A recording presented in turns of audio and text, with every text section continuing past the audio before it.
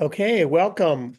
Welcome to the Nesco Community Plan Steering Subcommittee working session today. So it's Monday, April 14th, and it's 2:03. Welcome, Susan, Nancy, and Shalia. Is that right, Shalia? Is that correctly pronounced? Actually, it's Sheila. My mother got creative in spelling my name, so it's Sheila. Thank you. Okay, Sheila, thank you. I didn't want to call you incorrectly. No, that's fine. And Tom and Lynn and myself are the committee members present. I will ask for approval from the committee members of today's agenda. Are we good with Approved. you? You good with it, Yep. Tom? Yeah, I actually did look at it, but I'm sure it's okay. Okay, well, you'll be very involved, so I hope you approve. Okay, the agenda is approved, and review and approval of the minutes of the meeting of April 7th of the committee. We have approval of the meeting Approved. minutes. Yes? Yes. So moved. Okay. Meetings, minutes approved. Okay, any conflict of interest declarations from the committee members? Oh, there's Lori and Guy. No conflict for Lori. Apologize, having some technical difficulties here. But do you have any conflicts, Guy? I mean, Just with my specific to computer. this meeting. Just yeah. with my computer. Okay. No Conflict of interest conflicts. with your computer. And Lynn's good and Tom's good? Yep. Yep. Okay, thank you. I'm free of conflict of interest myself as well. So we are going to today try and fine tune anything that we want to make sure the community plan, specifically the middle housing section of the community plan, is as good as we can get it before we have our meeting on the 21st, and we have public input at that meeting relative to their homework, and they've read it and they've studied it, and this is an issue or that is an issue. So let's tighten it up if we can, so that when they do their homework, they have an accurate portrayal of the work we've done. So I will point out this morning I had a review, and where those notes are right here behind the screen. And the only thing was, well, a few things, but I found on page 2, I believe the intent was to say determined, and it says determinized, which is a Oh, that's an creative interesting word. new term, determinized, but I think it should be determined. Mhm. On page 2. Yeah, okay. Okay. Do you want me to share the document? What's our modus operandi here? We could go through the document top to bottom. There are lots of comments. The section which is most interesting to the county is the section on Nesquin preferred approach to middle housing. Yes. There are some markups there. Mostly, I think, what I did, based on my recollection of what we decided. Right. But there are lots of red lines and stuff here. So what do you want to do? Talk about. Well, we'll go to that section. I just, since I saw that this morning, I thought I'd point it out. It was only one word, so I thought I would share it since it was on the first page. So, Brian, are we just talking about middle housing? Yes, Yep. we are. I'm sorry to be a distraction in that. We should be focused on that, but I couldn't let that one go. So I will let it go. I have two Go ahead. more broad concerns, not editing concerns, about the middle housing language, and what it may, one, what it might leave us open to, and another about a concern that we've continually raised and hasn't been addressed. And I'm thinking how we could do it whatever we submit to the county in terms of recommendations. But the first one is, it got generated with me, and as Rand knows, because I've copied him in on this. When Sarah sent us the definitions that are going to be in the Tillamook County comprehensive plan, it included one definition that we hadn't really dealt with, and that is multifamily dwellings. And the definition of multifamily dwelling is 2 or more attached or detached units on one tax lot. Actually, that's the duplex definition. I had that in my notes too.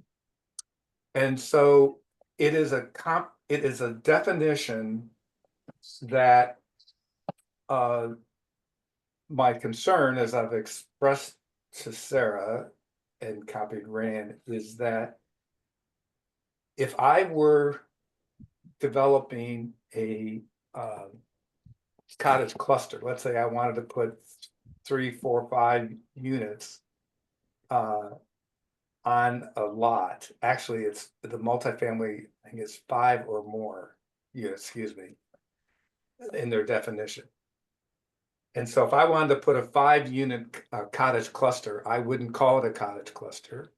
I'd call it as a multifamily dwelling, and thereby avoiding all of the definition restrictions and guidelines and requirements of a cottage cluster. But it has to have adjoining wall, shared walls. No, It doesn't? no, That was detached. her That's thing. the definition is attached or detached. Now, if it excludes detached units, that's fine. And that was my point, Rand, to her, is that Oh, it included both.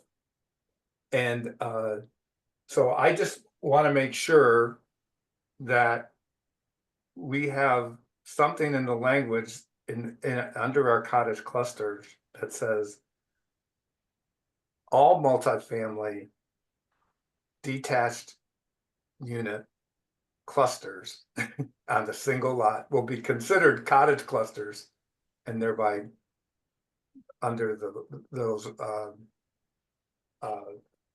standards that we developed. So that's my one big thing, which I don't think she, in our exchange, I couldn't quite understand her response, and I kept trying to think it through, but it's still open. And Rand, stand corrected. Her definition that she sent us, I can pull it up, was I've got it here. I can put it up. I actually have I'd- a question about that go Laura. because Let me get some It's- context here first, Okay. so that our guests know what we're talking about. Good The idea. county, as in the form of Sarah, has sent us a PDF, a summary of the direction they're going for the county. It's sort of a preliminary review. I took that document, I extracted it from a PDF, I reformatted it so that hopefully it's a little bit easier to read and process. So that's the language we're talking about, and I can show what the thing on the screen. Sorry for yeah, no, go interrupting. ahead, put it up. Yes, and that's one thing I didn't catch. We had an agreement when Sarah was there that everything except for cottage clusters is required to be attached, and cottage clusters are required to be unattached. so could you scroll up just a little bit because the verbiage ahead of that says that we're just talking about middle housing and it defines middle housing as no more than a quadruplex. It doesn't, there it is, middle housing. It doesn't include multiplexes. And so why she put that definition in there, I don't know, but it doesn't apply to middle housing according to this definition. Well, the definition, middle housing, and that, by the way, is the state. I went back to and read the law that we got inserted in. And remember that the Senate Bill 406 was for the state of Oregon with one amendment. And the amendment was all unincorporated communities in Tillamook County must follow what every city in the state of Oregon must follow. And so these definitions, this is what it says, middle housing. And that's what it is. Where it conflicts is the county has a definition of a multifamily dwelling, which is below that. And whether you call, I mean, by understanding that's certainly middle housing, multifamily dwelling, and it is anything that is attached or detached, any units. So that's my, it's just I just want to make sure that our recommendation is that any multifamily that is 5 or more dwelling units on a lot is considered a cottage cluster and has to follow those regulations. And there could be other ways to deal with this, you know, kind of a conflicting statement, but that was the one thing I could think of is we just say if it's a multifamily, anything 3 or more is a cottage cluster, period. And there's no such thing as we're going to have a multifamily dwelling that has its own rules. Sorry, I have to turn off some of the viewing. It's going to get too messy otherwise. Oh, I don't know. So Guy, I think that's a great, I don't know what, not thinking a kind of naughty situation that you've unraveled and come up with a good proposal for. I agree. And I don't know that, and I also don't understand the county saying under multifamily dwelling, middle housing is not considered a multifamily dwelling. That doesn't make any sense to me. No, it doesn't to me either. So Well, it does to me if you're thinking about it from a different point of view. Because if you think about that, they're saying we used to have residential zoning that was just single family. We've decided that we need to have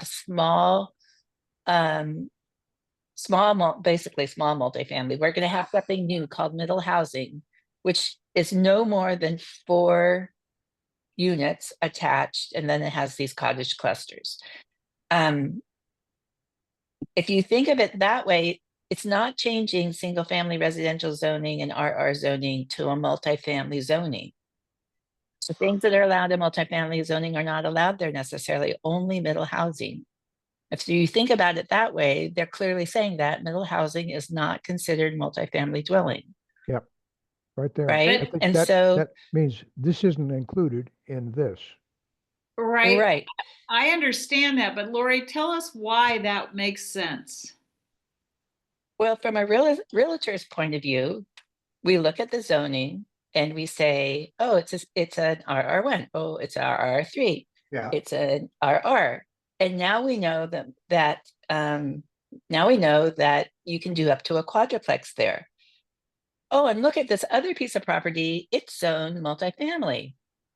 Oh, we know there you can do, up to 30 units or whatever it is for the area. It's a different kind of zoning. There's no, And but Lori, there's no multifamily zoning.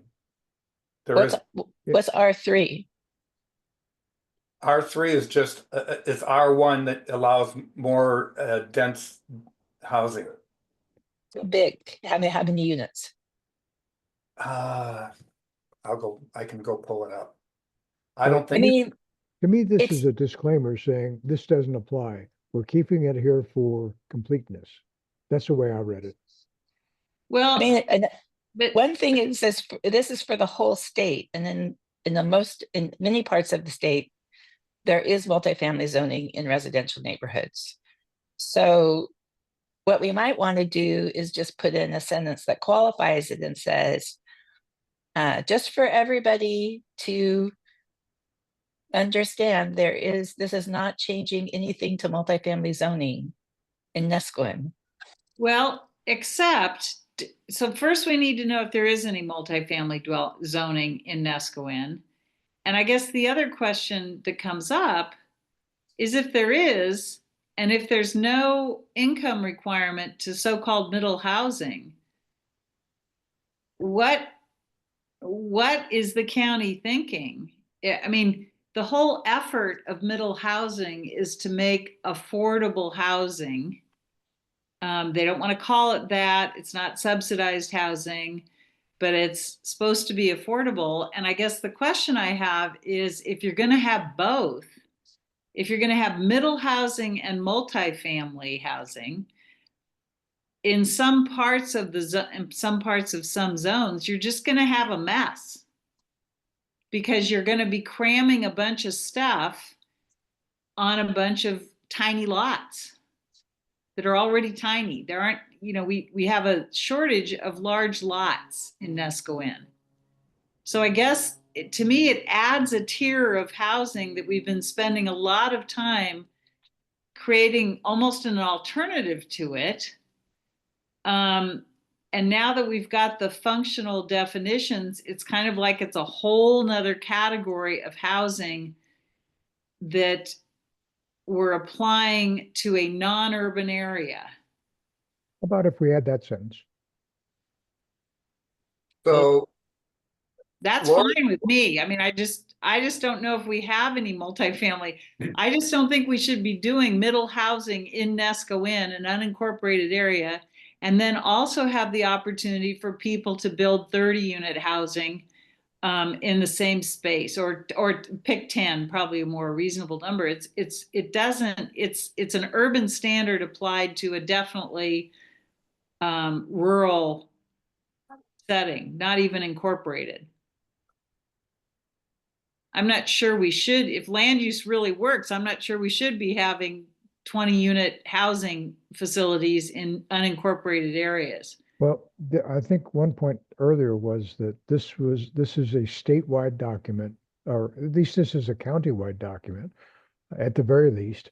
And some stuff just might not apply to us. And if we want to make abundantly clear that this isn't what we're talking about, we can add that sentence.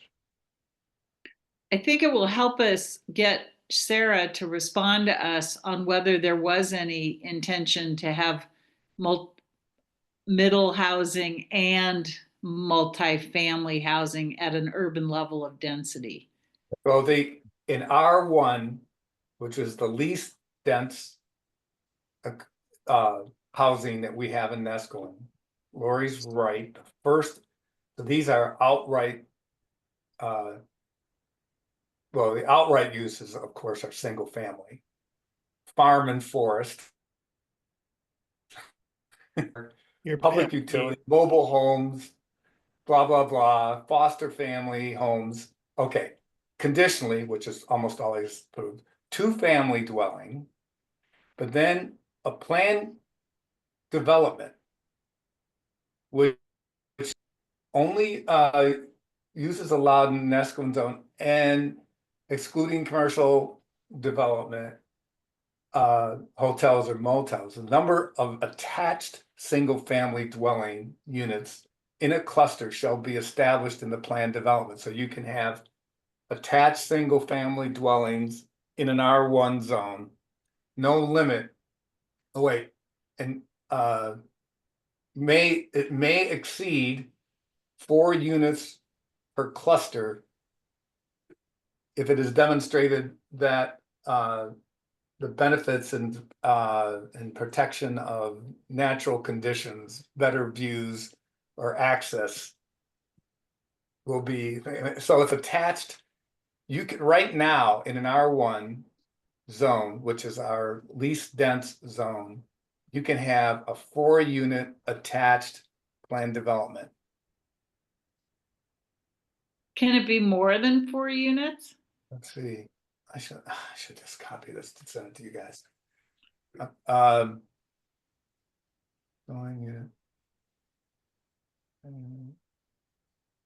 And may exceed, yeah, you're right, it can be, and may exceed 4 units per cluster. So we have to get Sarah to explain. We've gone to great effort, and I don't want to say how many hours. Yeah. To create middle housing that works with Nescoin. If this is a third category of housing, then I think we have to commit some time to seeing how we integrate the two and not make a mess.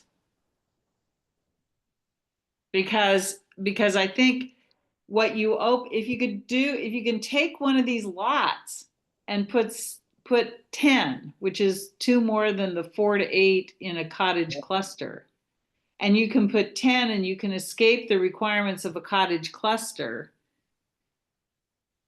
why wouldn't everyone just do that? You have to have a planned development.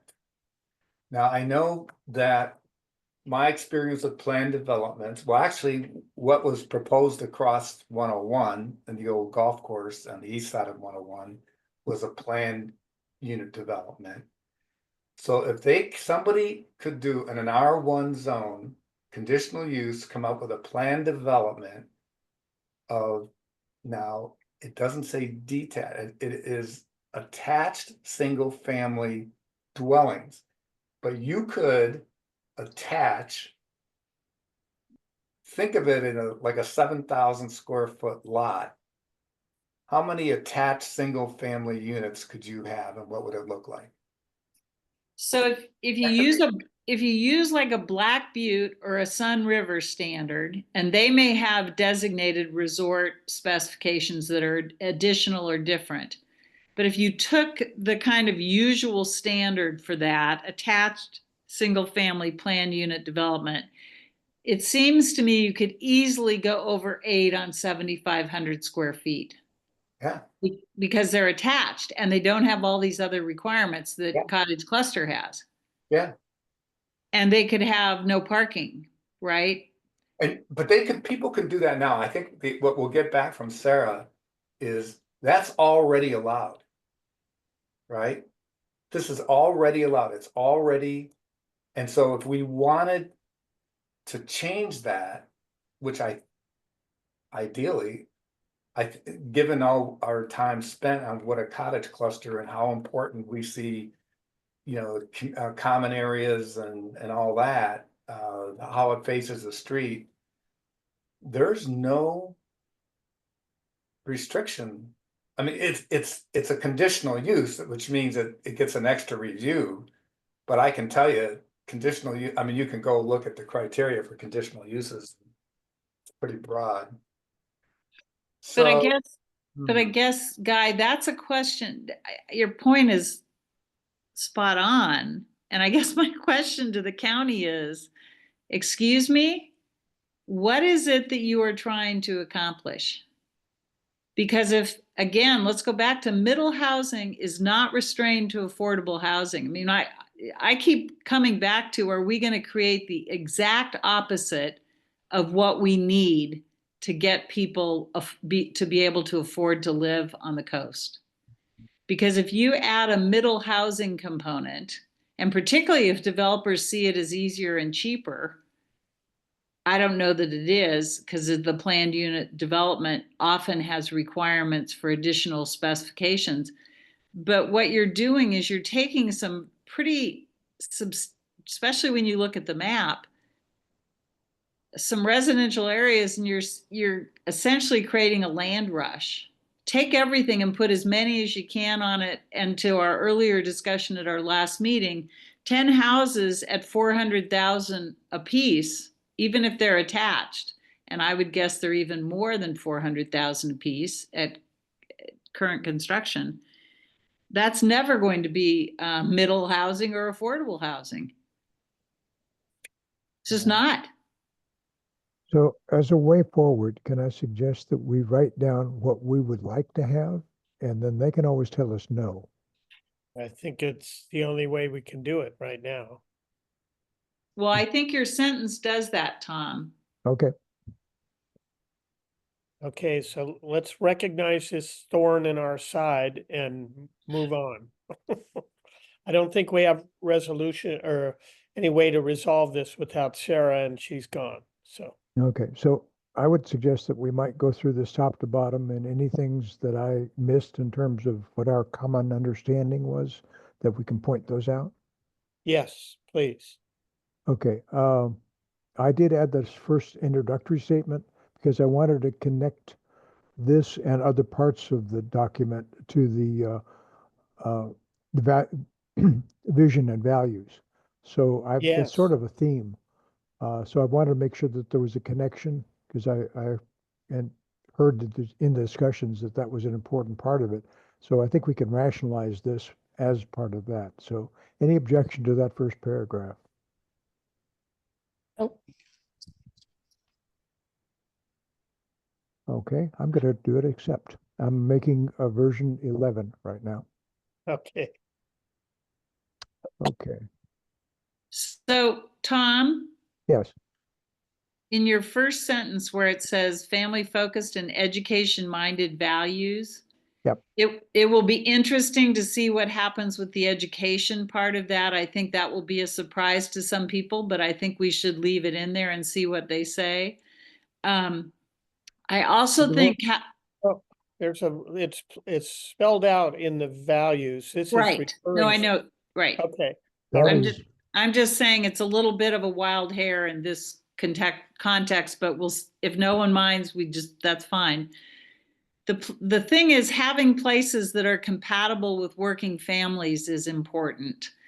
And I'm not sure, I just want to be clear here because I just think it's so important to be straightforward and honest with people.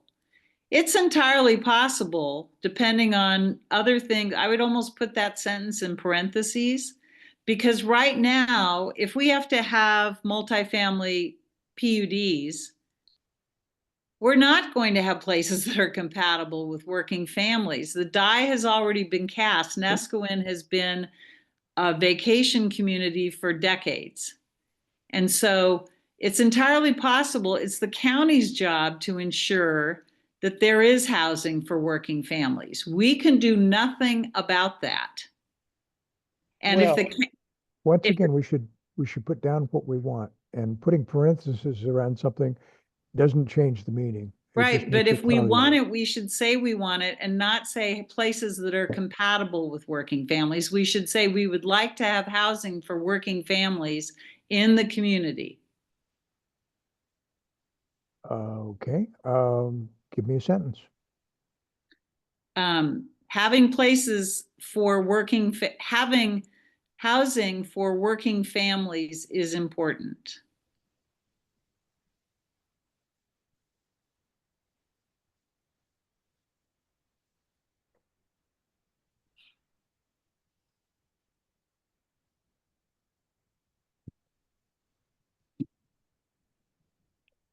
so Lynn, Pacific City is definitely not the same animal, but it is a vacation community.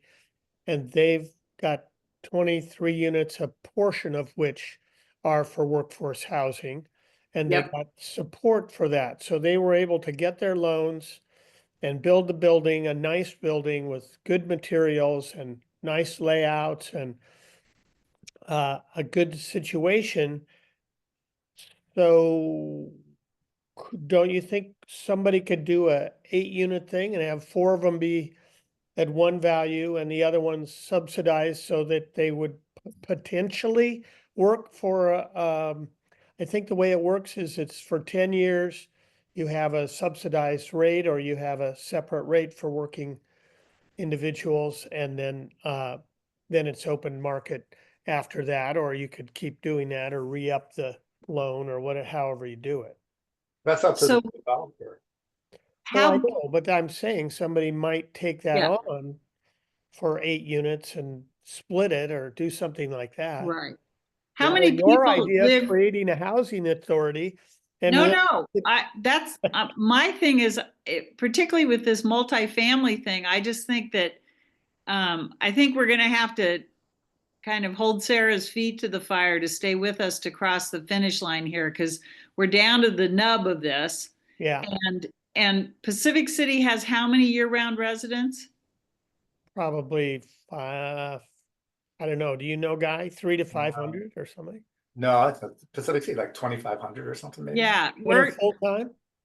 I think so, yeah. we're like a sixth the size of them. I agree. And I get that. And no gas station, no landing strip, no commercial, no hotels of the scale. There are no resorts. They have More a importantly, no bar. no bar. There's a I bar in the restaurant.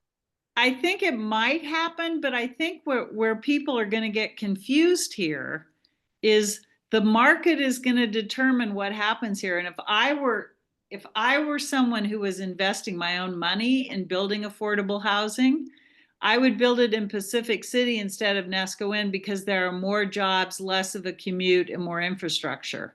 Sure, I agree. So I just want to be clear with people. And my biggest fear is that we create a land rush opportunity for people who are affluent, and I have nothing against people who are affluent, but that we've spent a lot of time and we still won't get working people having access. So it's possible an investor would choose to do that, particularly east of the highway where the property is not going to be as dear as it is in the village. So you might be able to make the math work there. I frankly don't know how much federal funds are going to be available for this For anything. for anything. Right. But anyway, that's Sarah questions, and Tom, your edit addresses my concern. Okay. And Right. I would take out compatible. We're having places That for is working taken out. families. You want to see what it It's looks out. like without the markup?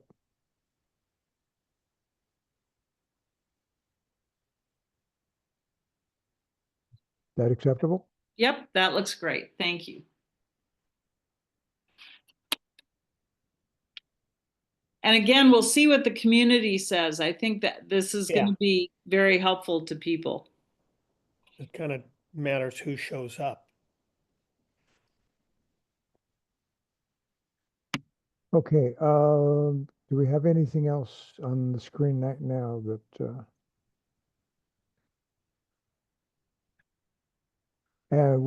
we said 3 detached rather as opposed to 4.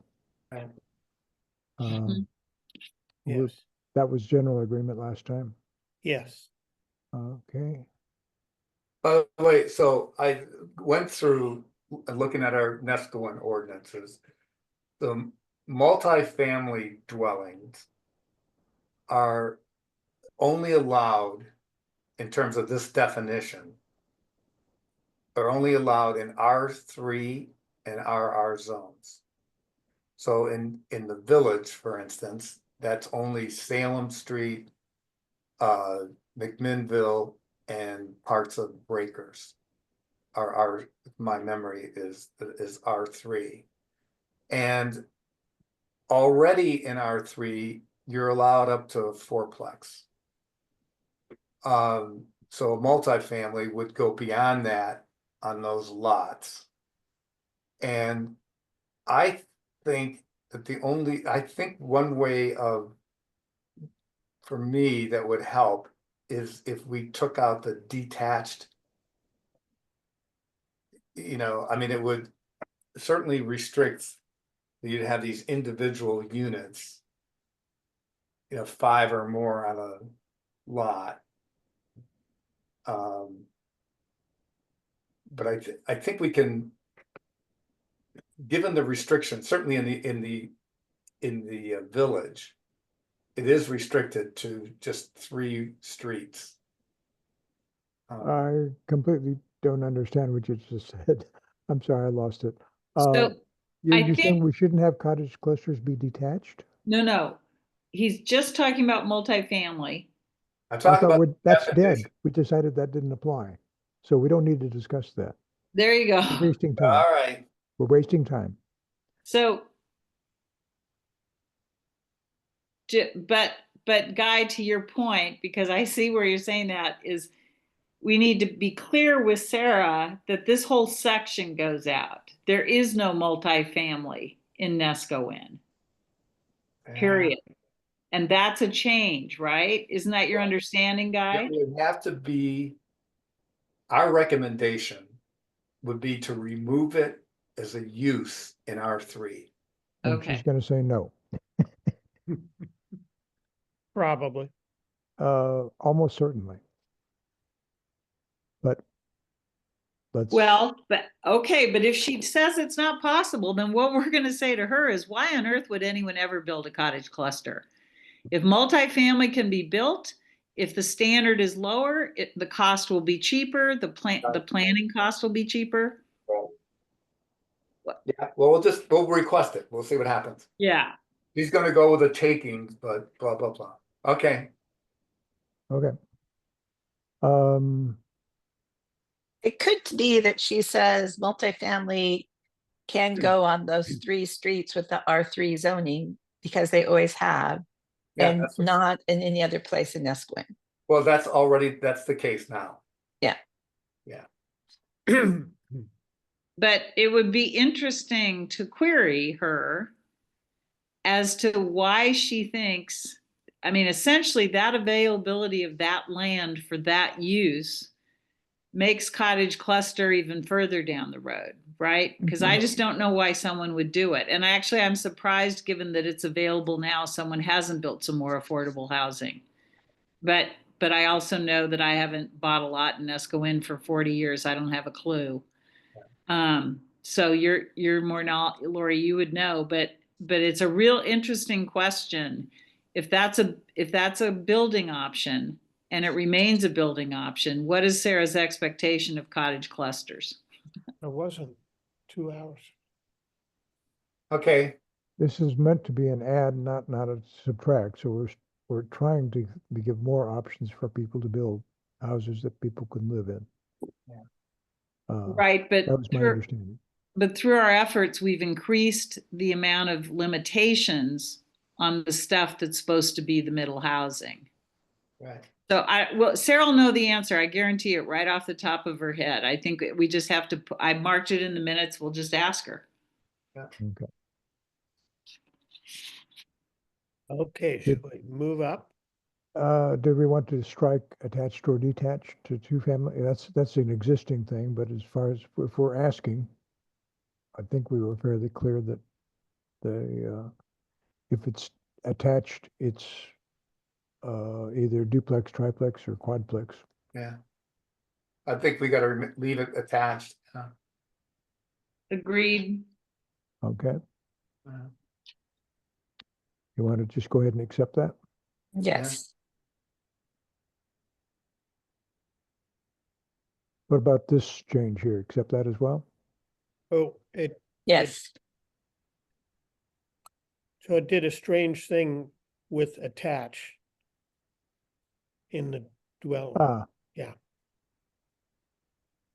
Why does a dwelling unit have to have more than one cooking facility?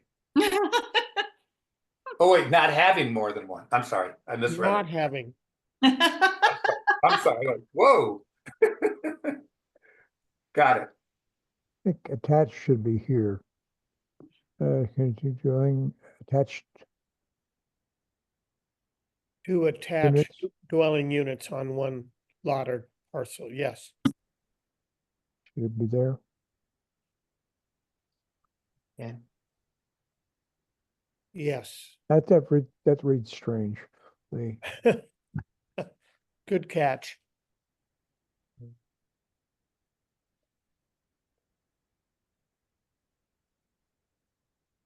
It should be two dash dwelling. Correct their grammar. Two It's dwelling, This needs to be rewritten. I thought a simple edit would work. it's getting complicated. Yeah, Oh, two dwelling units attached.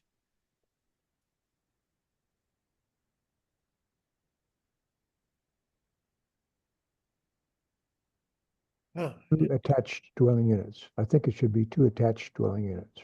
Yes.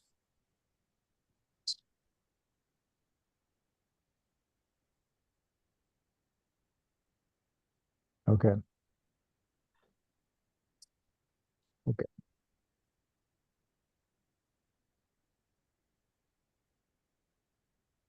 bravo. Okay. Yeah. I'm still a little bit punchy from what I did for the committee, of the bylaws committee yesterday. Oh. You don't want to see it. Oh, maybe you do. I don't know. Anyway, Tom, we're just getting ready to build your statue, and we promise we'll say something on there about the bylaws too, even though we're inclined to make it most about this process. Well, what about the wood carvers magazine he does also? Well, okay, They better chip in. that means it, no pun intended. A Uh, pun ran. all Chipping right. wood Let's carver. let's stop the adulation here and go on. Okay. I love the fact that a one family of, I'm guessing that they're on this dwelling definition, dwelling unit. Why a That should be, dwelling unit is defined by how many cooking facilities you have. One or more rooms, okay, which is essentially no limitation, 1 to infinity, designed for residential occupancy and not having more than one cooking. So I guess for every cooking facility, it becomes, that's how they define a It's why Lynn couldn't have a cooking unit in her, above her garage. That's why I couldn't have a cooking unit in my garage, because Yeah. then we could have rented out the garage as a living space. An Correct. an ADU Yeah. has a cooking unit. Right. But if I build the definition of a triplex, for instance, it has to be 3 cooking facilities. Yeah, Yeah. because they need to have 3 families be able to cook. Hey, Guy, you're over pondering. I love it. No, I found it humorous. I wasn't worried. Okay. I just find it humorous that we're defining units by cooking facilities. They've Okay, been so they've back- been doing they've been doing that for years when before they had official ADUs and people had quote unquote mother-in-law units. And they'd make people take the stove out for the inspection by the city, and then they put the stove back in. Oh my God. Or they'd sometimes, make them unhook the sink that they thought they were going to use for washing dishes, and then the people would put the sink back in. It's like doesn't matter how many toilets, doesn't matter how many bedrooms, but if you can cook or not. So And I guess in the modern family today, you don't know how many people, how many families are actually there. So yeah, I can see that. Okay. okay, so that I don't think this has anything to do with this document, does it? The multifamily dwelling? No, The I'm dwelling talking about unit. the kitchens. The definition of the dwelling unit says that. At the bottom. At the bottom. Oh, okay, fair enough. Okay. I find it irritating that they are so baroque about their definitions. I just sort of wrote them off. I have a comment on the sentence that says traffic, starts with traffic. It's the 4th sentence down under general requirements. Yeah.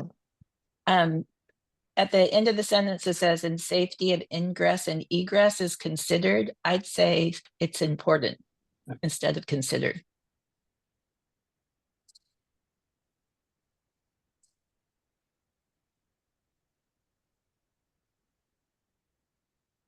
Good point.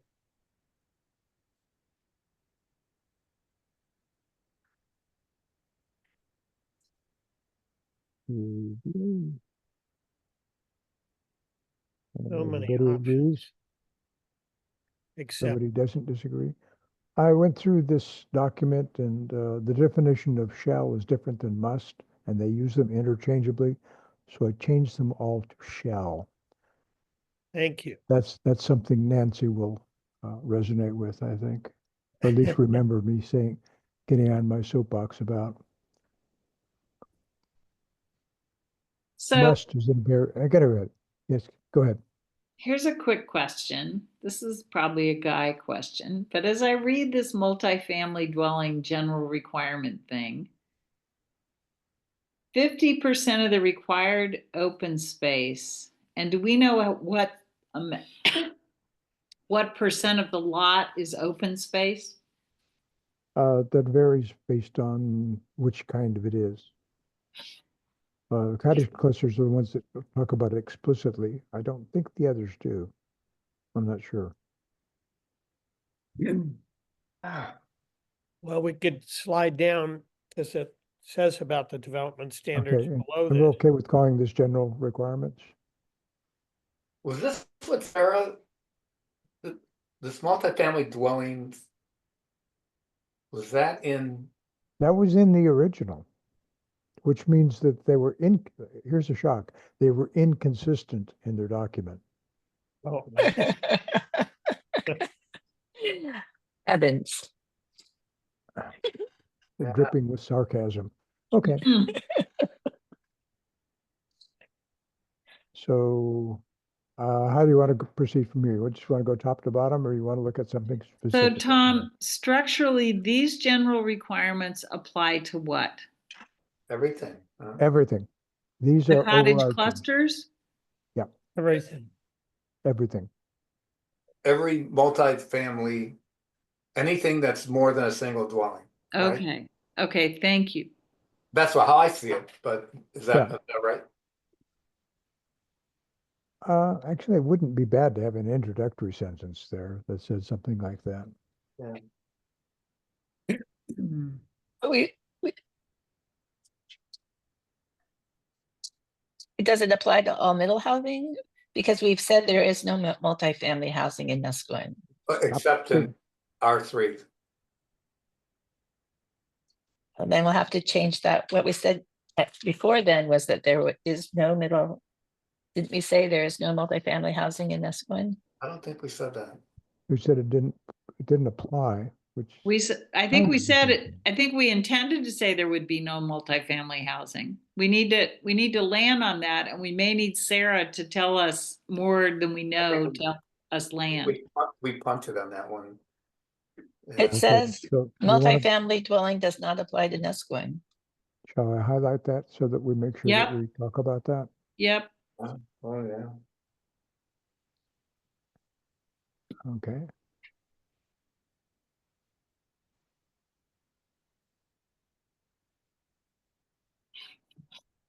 Middle housing, Nusquin.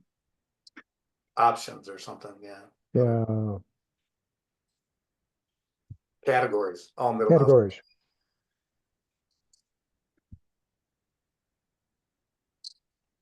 Okay.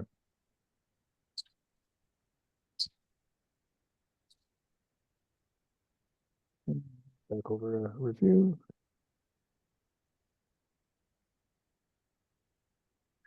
All right. There we go. Anything else in this section? So on parking. This was my other issue that I'm still confused about. We have a general concern. Any housing parking. So we know it's gonna cause some, because we're only requiring one space per cooking facility on property, right?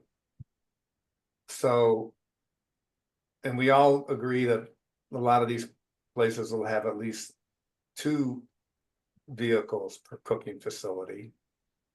So how are we, is there something that we can still do about street parking? In our recommendations about this? Middle housing, I don't think so, but I think we can ask for that in the requested ordinances, because it's a general problem. It's not just a middle housing. Yeah. Yeah, Well, I think we should address it some way, and I know what we're gonna get back is, well, whatever you come up with can't be enforced.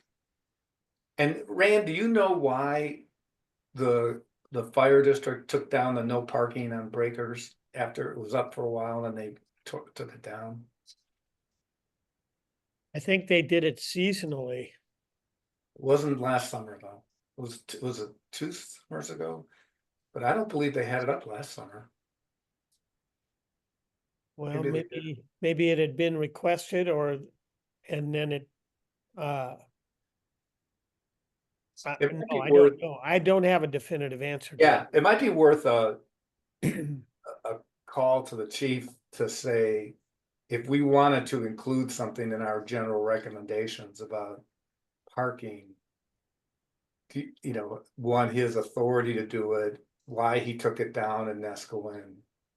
Could we make it, certainly in the, both in South Beach and the village. To make that somehow a safety requirement of how these, you know, of keeping the streets clear. Anyways, I just think it's an overall issue we haven't yet addressed.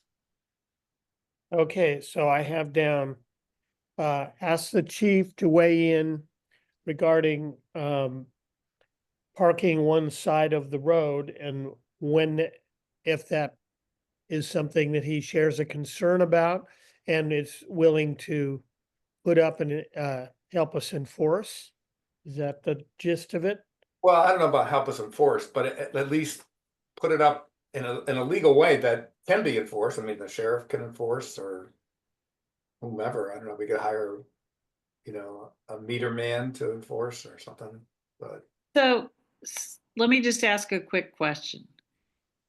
So in Nesco North, if you're parking cars in the street, if you're having an event or something and you're parking cars in the street, you go out and talk to your neighbors and say, are you home this weekend? How many cars? You just borrow everyone's parking spaces and you get permission.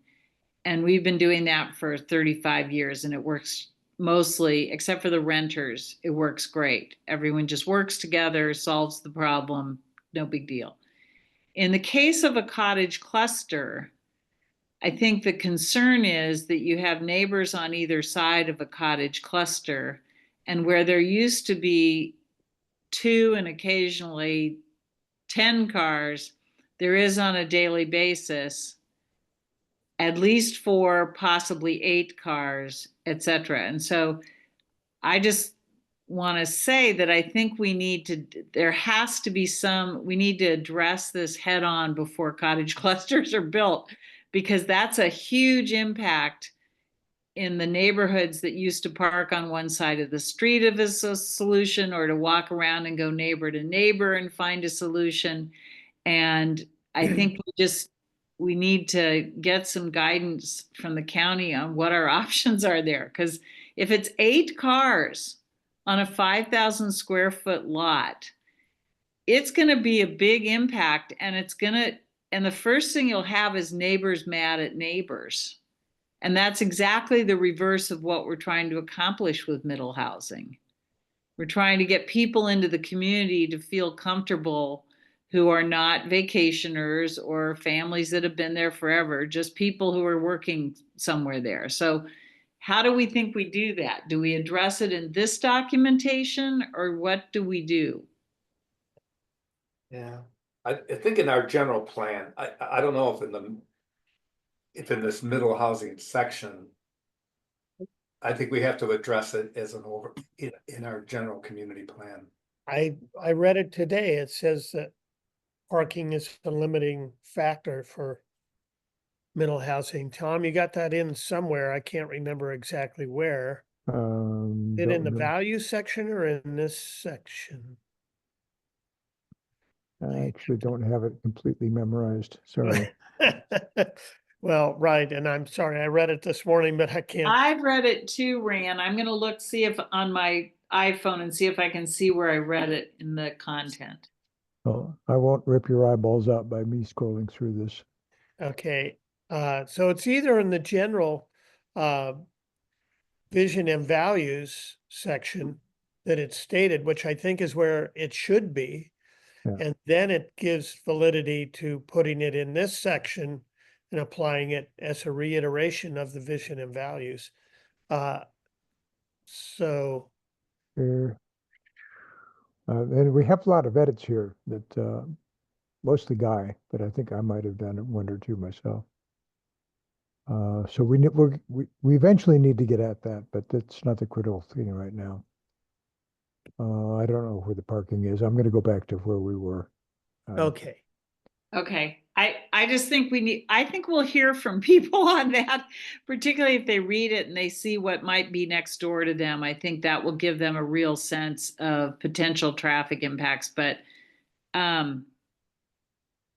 well, if we hear a lot from them and we iterate that into the plan, we can get pushback from the county about it, but they'll know that we see it in a real high density area like this as definitely a factor that could be contentious and cause ill will in the community and all kinds of stuff. So as Tom says, we got to say it in order to be heard.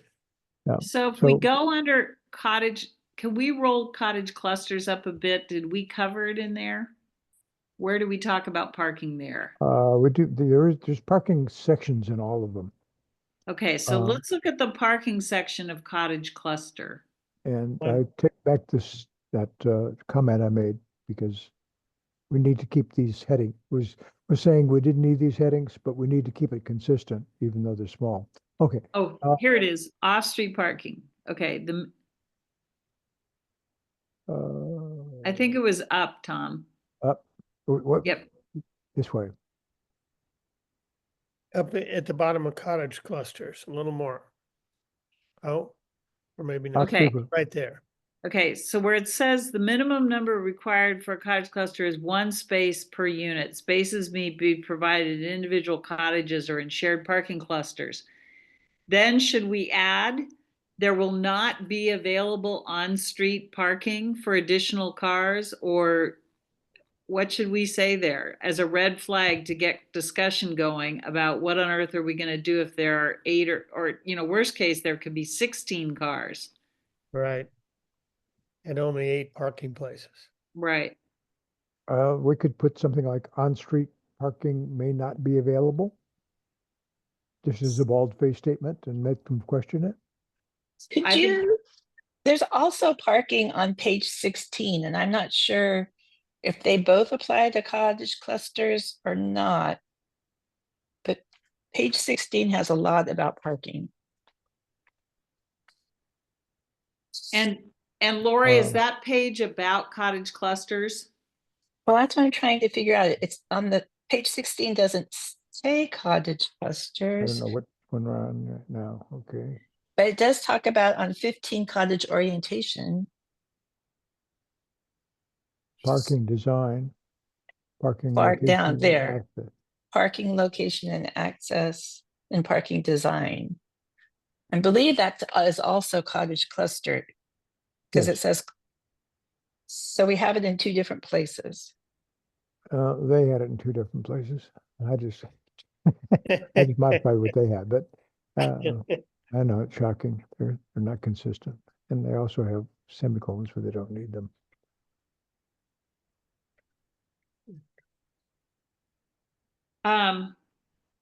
So one thing we could do just to call it out, because I think the biggest issue where it occurs is with cottage clusters, is to add a sentence to the cottage cluster thing, off-street parking, and say on-street parking may not be available and will need to be negotiated with neighbors. It's hard to legislate goodwill. Yeah, exactly. Yeah, so just say, I would say on-street parking may not be available. That's what I That's got what here. it says. Sure, Okay. Tom added that. And so if people see that, that should, and can we print these edits in red when we send it to the public, Tom, so that people will focus on them? Well, we could have. What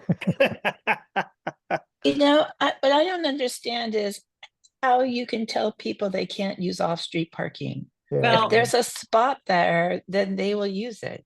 Well, I think so that would be one way, Lori, is to say first come, first served basis. But if people own 2 cars and they have one of the 8 cottages in the cottage cluster, it'll blow up the neighborhood to have 16 additional cars with 8 of them needing to be on the street, given Nescoin having skinny streets and, I get that. I've got 3 of these potentials on my street. But what I'm saying is, I don't see how that sentence is going, I don't see, I mean, it might be highlighting to a community member that there might not be space there available, but it wouldn't prevent a developer from building something. They don't care once they're gone where the people are parking. And it doesn't prevent those 8 cars from being present with only 4 parking places on the prop. I don't understand. I understand that as an informational piece, but not as anything that can be regulated. regulated unless we say use different words. Well, we talked before about saying cottage clusters are 1 car per unit, period. No extra cars. You can't enforce that though. I mean, somebody could have 1 car when they bought the thing and then buy another car. I don't know Well, how but that's. so that's a valid question, because in Northwest Portland, you cannot park on street. It's clear and loud that there's no parking up there. There's a whole bunch of houses without parking. There's a whole bunch of businesses that want to have parking. And what they do is you can go down a whole block and it'll say no on-street parking, because we have to park our cars here. We live here. We pay the property taxes for this street. So it can be done. And Yeah, it can be done, but I mean, in practical sense, I mean, I think you have in Portland something called a police department. right, You right. don't have those. Well, no, but what I'm saying is the neighborhood association did it, and just said, thank you, City of Portland. You've planned everything around us, and now we can't park our cars. And probably because they own the house and they pay taxes to that property, they prevailed. And I'm not saying we can do it here, but what I'm saying in answer to Lori's question is, I agree that on-street parking may not be available. That's what, and there aren't going to be cops. And let's be honest, there isn't going to be a county. There's just going to be neighbors fighting with each other about parking spaces. And so that's why I added that language about you're going to have to negotiate with your neighbor, because no one else is going to help you here. And people get really testy about it. Wonder if you could do something like if middle housing is built on a street, every home on the street has 2 designated off-street parking places, period.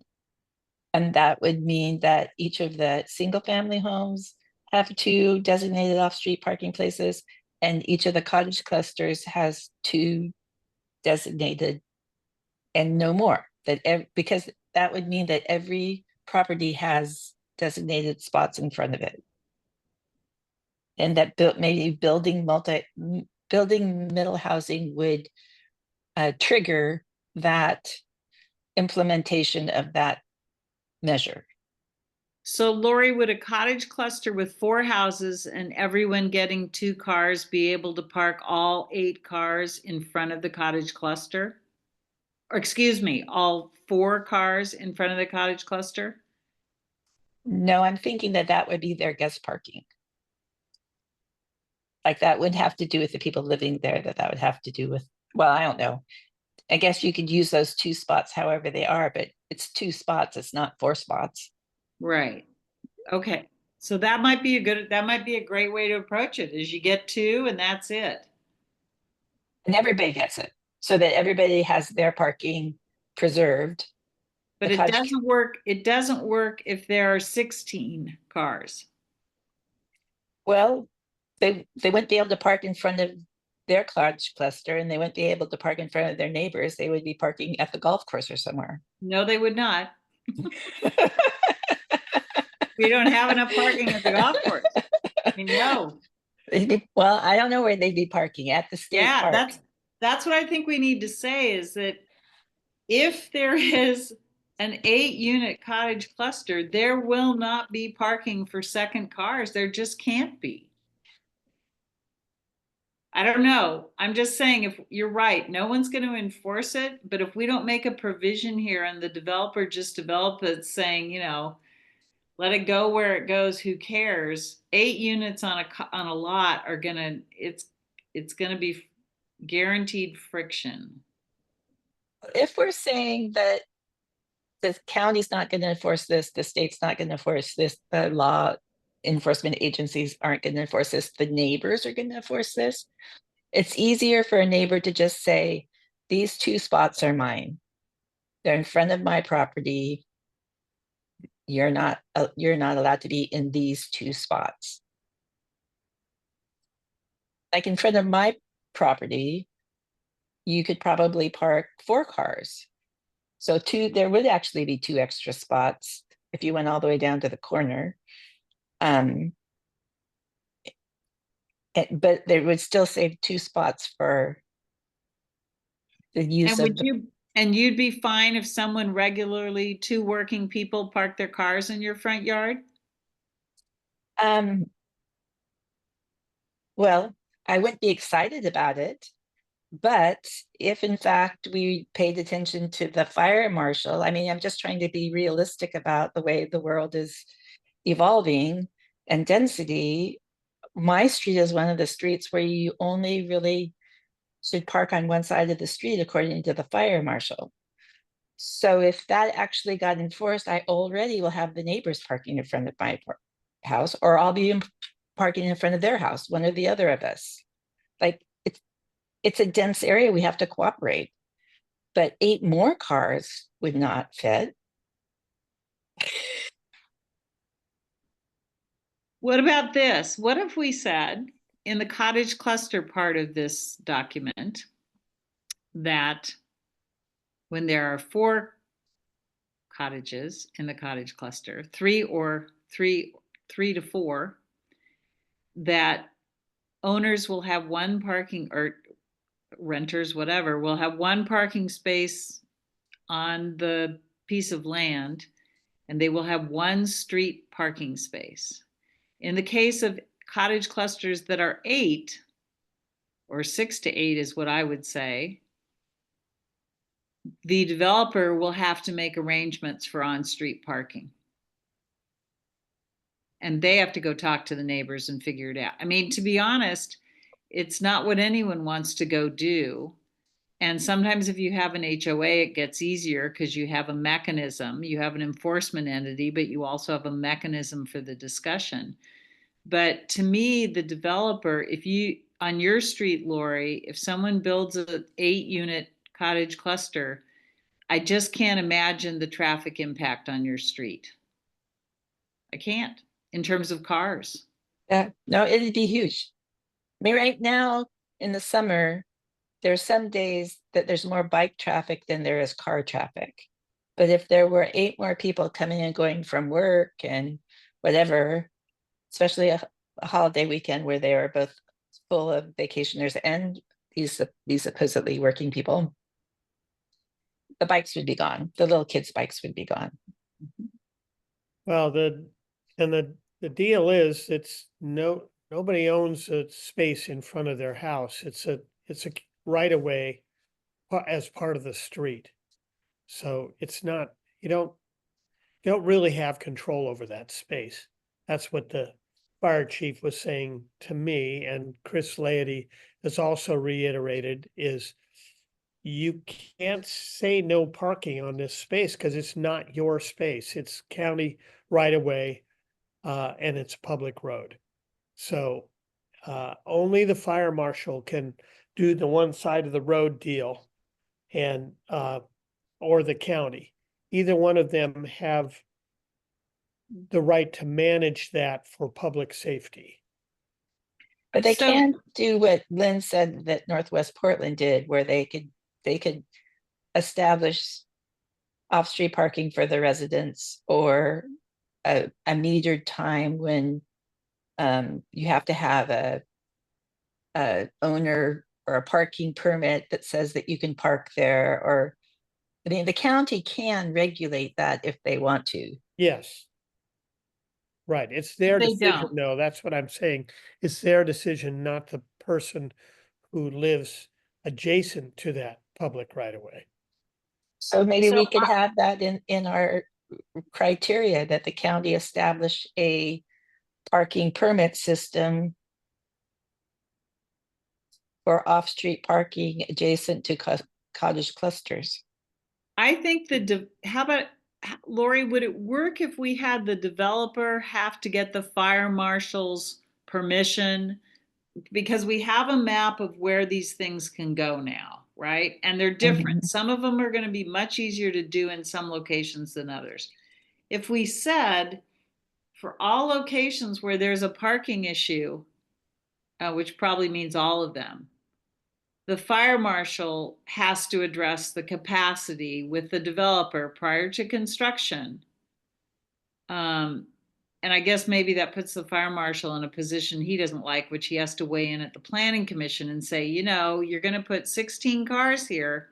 And this is a street I've already said, everyone has to park on one side of the street. So no, you don't have my recommendation that this is going to be a fire safe decision. I mean, if we attach it to the actual properties that are available, the fire marshal can make a decision and a judgment on viability, it seems. Mhm. Yeah. Okay, that doesn't sound like it actually belongs in the middle housing. It sounds like a more general problem. Right. Well, I have a note to myself to contact Chris Laity, not through Jeff Walton, uh, to give me a feedback on how the county public works department would advise us to handle this or to make any Yeah. kind of proclamation. And I will talk to the fire chief about it as well to understand to what degree he's willing to lay down the law on this. Because I think the fire chief has probably got the most clout, Yeah. whether he wants to do that or not. I think it's kind of incumbent upon him to get safe streets, that he has to weigh in on it and he has to make some decision and maybe coordinates that with Chris Laity. But I think it's kind of more in their hands than it is in ours once we proclaim that we see a real upcoming logistical issue with additional housing causing more and more people to be parking on the streets who actually live here or spend, they own property here, but there's no place for them to park. Did Sarah say that we cannot require 2 parking places per unit? Yes, Okay. Yeah, because I think that when you do that, then you lose your setbacks and all those things get distorted. There's not room enough for the housing. The cars, again, are imposing themselves. Say cars are people too. If corporations can be people, then cars can be people. There's something in the state law too that says something, if my memory serves, that you can only require 1 parking space per unit off street. And I just noticed this morning, one of the newsletters I get, the state of Washington, I think their legislative house just passed a bill that says you can only require 0.5 parking spaces off street for each housing unit. Go for that one. Yeah. I'm not sure what a half a car is, but okay. Yeah. Seems to me that this particular statement is actually not functional, so I don't think we need to add it. It doesn't do anything. There's no action here.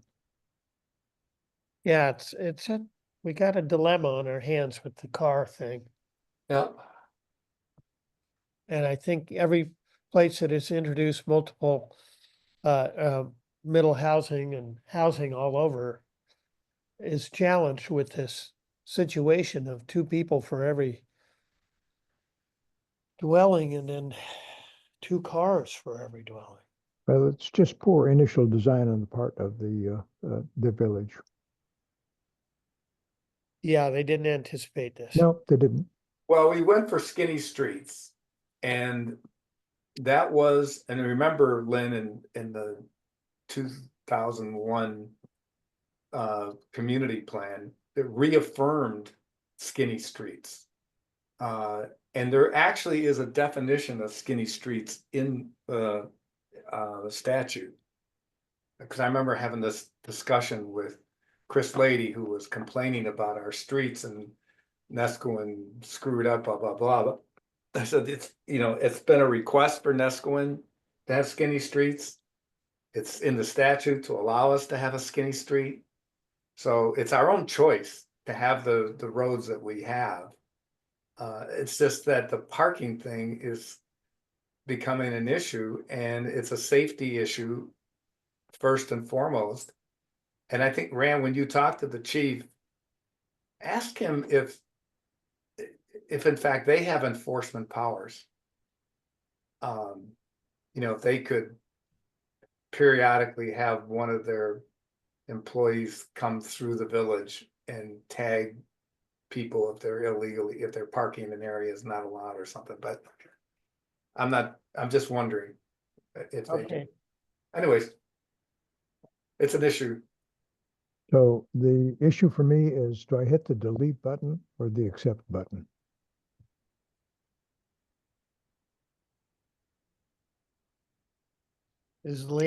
Where'd Lynn go? This was kind of her thing. It's advisory. It's not enforceable. True. And do we want something? I think it's a general problem, and it probably should go in the general recommendations as opposed to specifically for middle housing. To me, it gets in the way of the discussion. Okay. Yeah. But we certainly should add our concern about that in the other sections. If we added in the other section, it'd be nice to say, as density increases in Nesquin, parking will become more of an issue, blah, blah, blah, blah, blah. Okay, I will depend on you to send me a sentence and Okay. not including the words blah. Multiple laws. Well, it's iterative. Okay. Okay, so did we move through this to find that, but we need to go back up? No, the other parking stuff is on page 16 and we're still on page We're still 14, on I believe. 14. Okay, It could be that we don't need this here. I don't know. No, I think it's good to have there. Okay. yeah, I think they require that. Okay, I did some extensive reformatting. First, I assume that nobody objects to the shells. No, but, that was a good idea. The drawing is an update of the one that I did rather than one that was I did initially, which was in the PDF. And I combined all the bullets that were under two different versions of that. I didn't change any of the wording, except I think I did. I don't know what happened to it.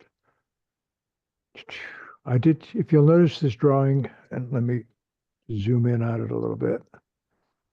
After hearing guys' concern about street-facing entries, I did actually change the drawing. So it's Oh, more yeah, good one. Yeah, you put the porch facing the street on the ones that were Yeah. adjacent. The main entrance is going towards the street. They have a side entrance that goes off to the thing. So just And an example, but at least we should put down in the example what it is we really would like to have. Exactly, yeah.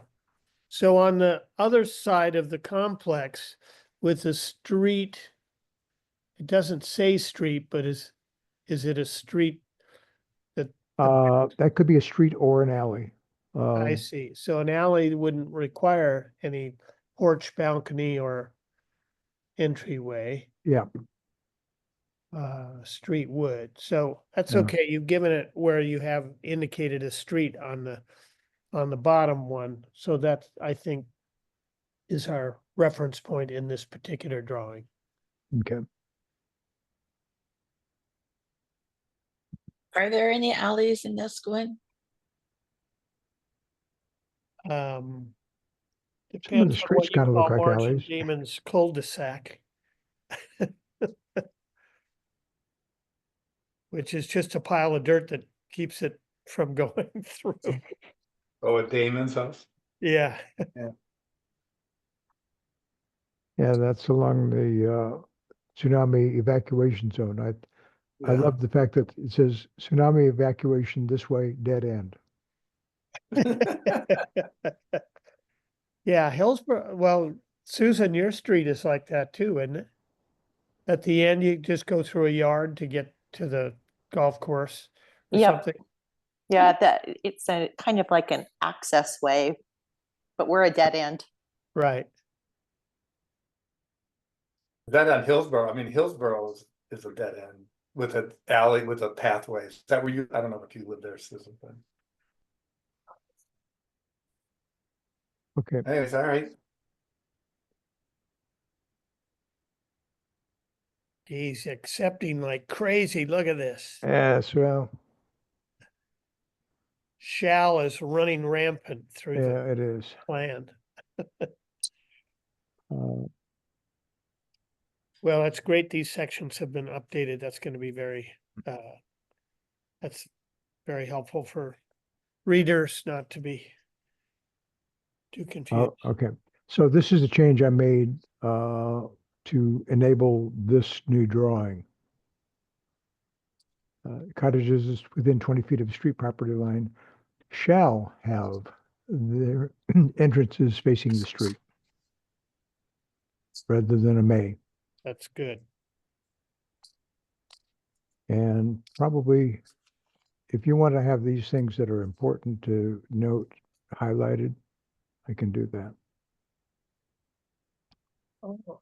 I think it reads well enough and communicates clearly that I think that change, I'm not sure it needs to be highlighted. I think it just really works.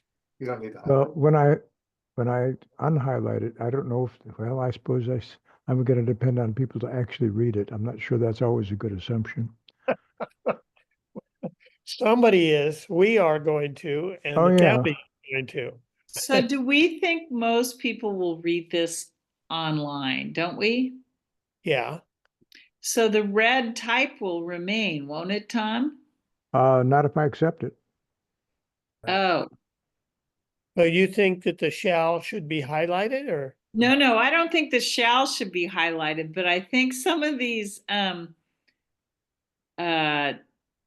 won't be any multifamily in Nescoin. I think those kind of policy statements are helpful highlighted. I have to say that the amount of time it's taken all of us to get our heads around cottage clusters in the meeting on the 21st, I mean, and let's just say we have the same number of people as we had last time. I think where people are first going to confront this is when it's going in next door to them. And it's already approved by the county and it's all done. And they're going to say, where was I when all this happened? But that's up to them, I guess. I don't know what else I can say after multiple years of process. If people are not paying attention, I don't know what else we can do. So what I'm saying is accept the shall and we'll just not worry about it. It's hard for me to know what part to highlight when you look at the whole thing because of the amount of impact it has. So I guess I've talked myself out of highlighting or red Okay. information. Yeah, I think in general, like I asked, we had a work party this weekend, so there's 12 people there, and I really asked people to pay attention to this if they do live in the village or they're part of the community that's in a more high density situation, because these things are gonna be basically what's gonna happen in the next 20 years, and now's the time to pay attention and to weigh in on it, and it's a lot of stuff. It's like can't just read it once and go, okay, I got it. It takes, Right. we've done it 20 times and it's still confronting us with, issues. So it's pretty hard to get this stuff understood by the Yep. challenging. I have a side question to ask, and I don't want to get us derailed, but should we extract this section for submission to the county? We have to. So I certainly can't extract it. Question is, we don't have to answer right now, but will be whether or not we put it back in, because it'll already be in the Oh. process. And, okay, so the answer is, this is going We to, extracted, my understanding, Tom, is that we have to submit our recommendations about middle housing after the 21st of this month. yeah, which, Then we'll get back from the county the final language for middle housing to insert into our community plan. And, when that happens, probably by the end of June or something, or July. Yeah, great. So it'll become, whatever the final language is approved by the county commissioners will go into our plan, so. yeah, the bylaws say we're meant to have this approved. And we don't have time to have it approved by next week. I mean, we don't even have notice to have it approved. I think we're gonna have to submit something after next Yeah, Monday, yeah, I agree. I just 21st, Monday. I have I- my bylaws hat on. No, go ahead. I do think it's important for us to have the meeting next Tuesday and say to people that we have to submit what we have because of the county's timeline. And that the county may edit it. And are we able to make clear what the county changed and what we initially, I think we should have here's what we submitted and here's what we got back from the county. Sure. And it's, We can't Also- control that, but I Monday. certainly would like to have that then it's Monday, so don't show up on Tuesday and. Monday. Also, we need to tell them that this is what's being submitted to the county, but you can talk to the county directly at the county hearing. Exactly. And so this isn't the final. You can speak up for yourself. Yeah, that's what I think Sarah was encouraging people to do. who Good, Have Good. issues, go to the hearings. That's where you're gonna get heard Good. directly by the people who have to adopt it. yep. It's 3:30. I have a question on page 20. I want to make sure that we get to and we're on page 16, I think, 15. or 15. So FYI. Okay, if no objections, I'll scroll Okay. down to 20. Where that's in Uh, townhouses. Let's see, where is my question? Oh, under development standards. Yeah. I didn't understand why it says that for a common wall lot line where units are attached, there's 0 feet for a minimum side yard setback. Yeah, I saw that too. That would be horrible. If you had a 1-story little house in Nusquin and all of a sudden there was this 2-story townhouse on your property line, taking your son away. That's pretty brutal. Yeah. I noticed that I have a note about that I too. don't understand why that would be less. It seems like if anything, it would be more for a townhome, because a townhome by definition is going to be bulkier and more Large, yeah. intrusive. Why does it say 0? My guess Well- is because of you've got a 50 or Squeeze them in. 60-foot front. You're gonna have a townhouse. So if you have two, let's say two, or a duplex or a triplex, start dividing the front of that townhouse by the number of feet you got available. And my guess is it's to allow maximum frontage for a multifamily. Well, that's not compatible with our high density situation. No, Or our Oh. values. Well, Or our okay, so values, yeah, I'm not Uh, arguing for it, I'm just saying why I think it's there. right. Okay, See- so as I understand, and I'm blissfully ignorant about all this, but a setback is from from the line, property line to the structure Right. or anyway, from the property line. So to me, that said that there is no setback. You can go all the way to your property line to count that as backyard. Um, let's That's the way I see. read it, and maybe Yes. Oh, no, this is the side. So that sketch that you showed side yard, side.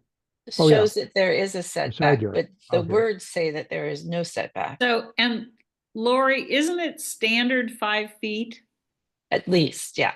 Yeah, so I think what we need to say is I'm looking for it, I lost it in the context here. Let me get the lot up again. Okay. So, okay. So the side yard, there's no side yard. So that is 0. No, there's, if you, on the left and the right, there's a little bit of white. Yeah. Over That, here. that's the But side those yard. only, I think what Tom's talking about are the middle townhouses, and they have 0. And the Right, 'cause- outer townhouses have 5 feet minimum to the lot line. Well, they have they're common wall construction, so. Right, but Wow. I just want to make sure the words 0. on page 20 that says development standards, that there's 0 Yeah. side lot is 20. acceptable. Oh. That's not acceptable. I don't, Right. in my opinion. Yeah, so there it is. The minimum side yard setback for a common wall lot line where units are attached is 5 feet. Yeah, I think we need to put 5 feet and see if we get pushback, because I think that's a big mistake to push it out and be right in somebody's It's a yard. nightmare. It's a nightmare. It's a lawsuit. I would love to see it more than 5, but I think 5 is what the minimum probably is if you went statewide. Well, and it can be 10. I mean, it says the minimum side yard setback is 5. So if someone wants to do 10, they can. Well, Okay. there's Right. squeezing it. Okay. Assuming that it's the borders, the outside borders of the building that they're talking about, then I agree that that's what it is. I That's a find minimum. all of this language is fairly opaque to me, and probably designed to be. So Right. do we like that? Yeah, Good catch, Lori. Yeah.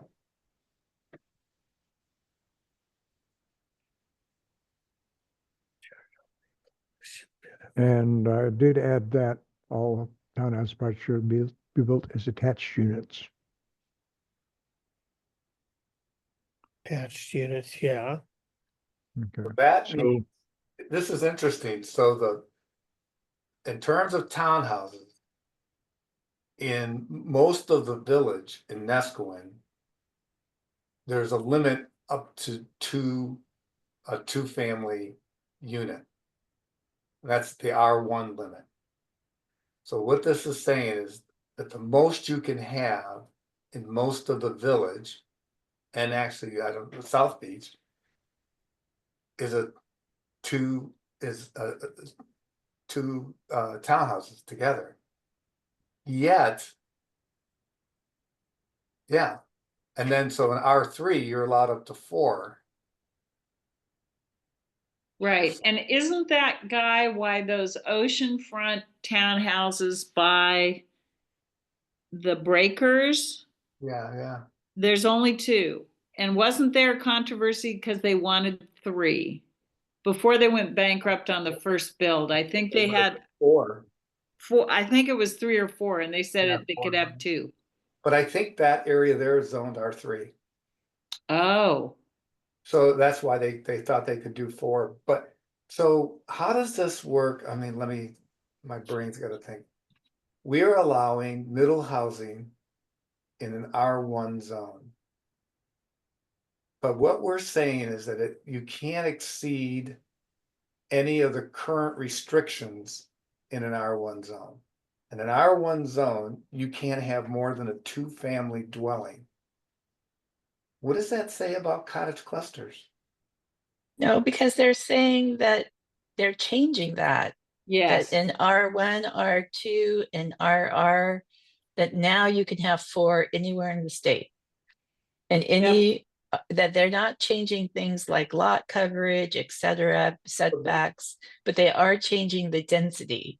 So this statement here, Lori, the maximum density shall not exceed what's allowed in the base zone. Which is now going to be changed from 2 to 4 based Yeah, upon the it's- new legislation that So SB that 4 is. Relaxation, it's relaxation of That statement standards is rather than we can't have anything that's more restrictive. We can have things that are less restrictive, is my understanding. So that statement now is no longer true. Mhm.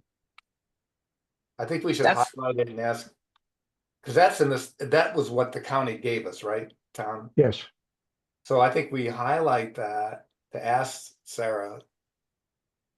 Does that mean that middle housing development can't occur? When it's a triplex or a quadplex in well, to R1 me, zone? the way I read that sentence Yeah, was that you could have 4 buildings, not 4 units.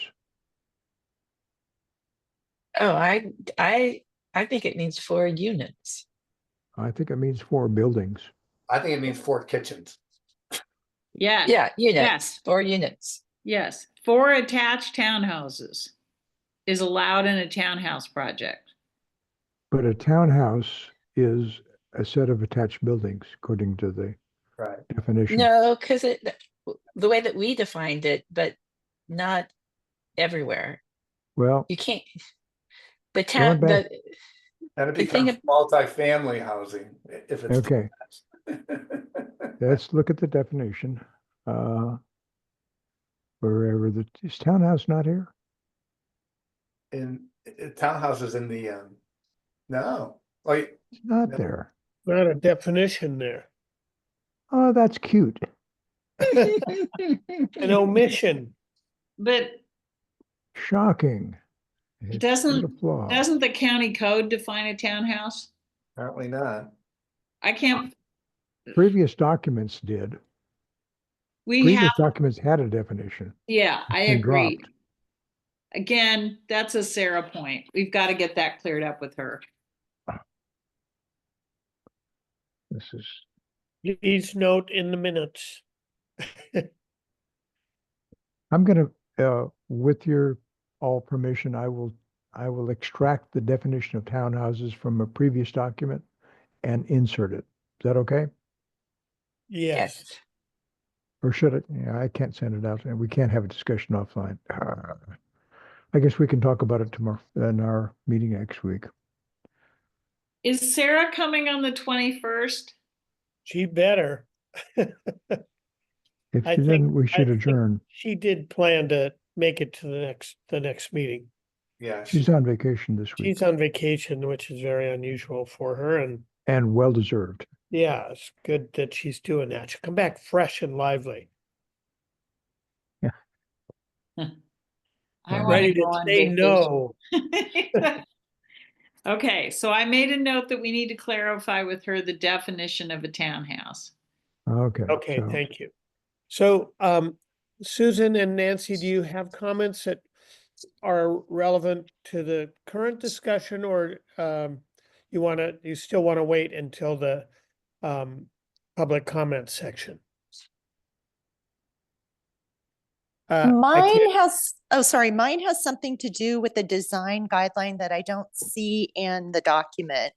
I don't know if Oh. it's an appropriate time to mention it, Uh, but it has to do with power lines and fire safety. I'm wondering if we could have a guideline that all power for these middle housing units be underground, especially if they're going east of the 101 with all the trees that are on that side in windstorms.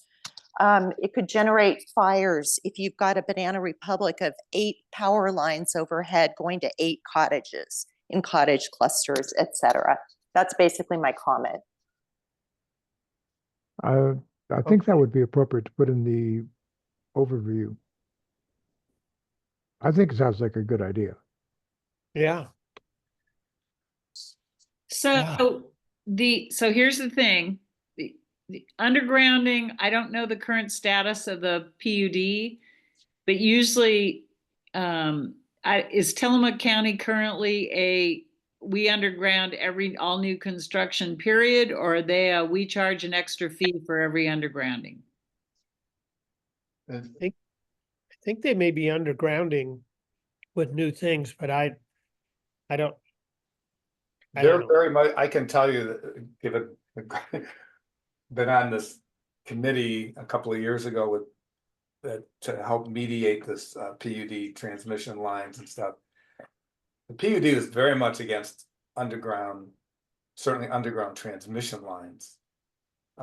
And we went through all kinds of engineers and cost things and whatever, and how it would actually be more difficult to repair and people could go without service longer if it was underground. But I think individual developments can do the, like our little development here, everything is underground. But we paid for that. So Yeah. it wasn't PUD's thing. I have the floor. Let me just read you very quickly. This is the county definition. A townhouse is a single family dwelling unit constructed in a row of attached units separated by property lines and with open space on at least 2 sides. What? Yeah. Oh, 2 sides, front and back. Or side to side. But that goes to that zero. Lori's concerned about the zero setback on this in the size. So what the county definition of a townhouse is, it only has to have open space on 2 sides, at least 2 sides. Could be front and back. Doesn't have to be front, back, and side to side. But anyways, so that's the definition. It's a single family dwelling unit constructed in a row of attached units separated by property lines with open space on at least 2 sides. Could you email that quote to Oh, yeah. me and I'll add it? Yeah. Rather than having you watch me agonizingly mistype it. But let's not add it. Let's add it with 4 sides for Nesquin. Yeah, I was gonna say, if this is where we're defining our ordinances and we feel like this is gonna be really imposing and disrespectful of the vernacular of Nesquin's architecture in general, because of not just aesthetics, but because of really obnoxiousness of buildings right up to property lines, we should keep our 5 foot at a minimum. So we may come into conflict with the county, but I think that's the point of us making interpretations of ordinances for ourselves.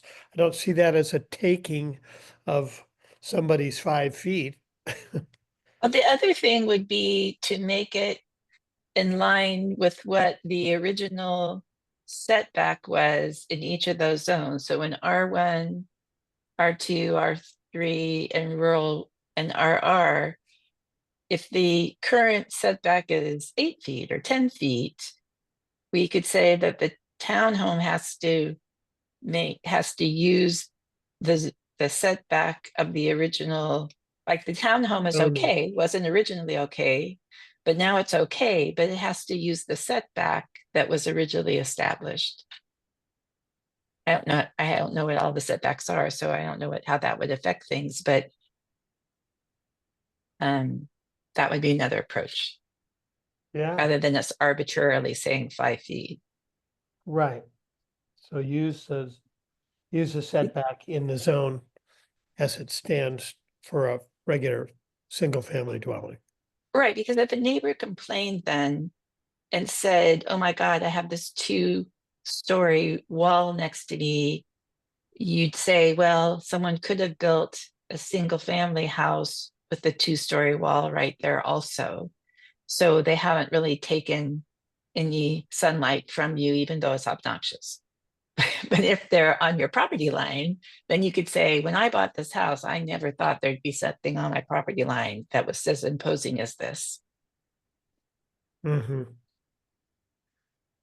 Well, I think putting it out there should be our prerogative. Yeah. May I speak now, or do you want to continue? Do you want me to wait till the end? I'm happy either way. Now or never. Can't remember. I'm done. So I just I want to say I'm surprised Guy just digressed that the PUC would actually not want to put in underground lines because they're usually a lot more reliable. But anyway, that's off track what I was going to say. Yeah. I have a very small design thing on page 16 about paths between cottage clusters, and you have a note on there that they should be 4 feet, but possibly consider 3. Mhm. And having taken care of a mother with a walker where you have to stand beside her, I would encourage you to do at least 4 feet and not go to the 3 feet, because it's not just the person having to walk. You might be having to help somebody, an older person who might move them. So that's that. And then I have some thoughts that can either wait or talk now about the process in terms of the approval. One thought I had is, because I understand how rushed this is from the county deadlines that you guys are having to do this, and you're doing an incredibly remarkable job. But I'm wondering if we could possibly, since we're having a special executive board meeting tomorrow to talk about special meetings, what you would think of turning your feedback session into an urgent membership meeting where you could actually end up with approval of the document. There could be a motion to approve the document to send with latitude for some editorial changes, recognizing that it's urgent. And that way you could do it legitimately and still have some ability to get in within the deadline and use your April 21st meeting. With urgent meetings, it has to be important, which this is. You can have up to 24 hours notice. So you could actually do that with something where they're going to have an announcement, assuming we go with a special membership meeting to talk about the transient lodging tax. You could have that hitchhike onto that announcement meeting to just say we're converting it to a actual decision type of meeting. So Good. just my thought to keep things legitimate.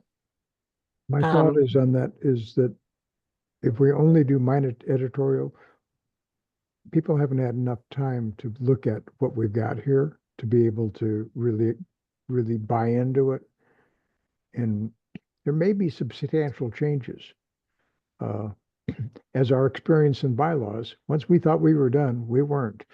No, I understand, but I understand you have to change it pretty quickly and get it out by the 21st, right? I mean, Okay, by the right But after the what I'm 21st saying is, meeting. I don't want to freeze it at this Right. point. An approval would be a freezing it. Well, not if you had language in there to allow latitude for the committee.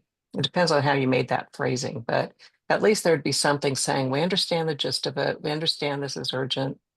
I mean, it's possible that you could call a separate meeting for a couple of days after what's the day that you actually have to submit?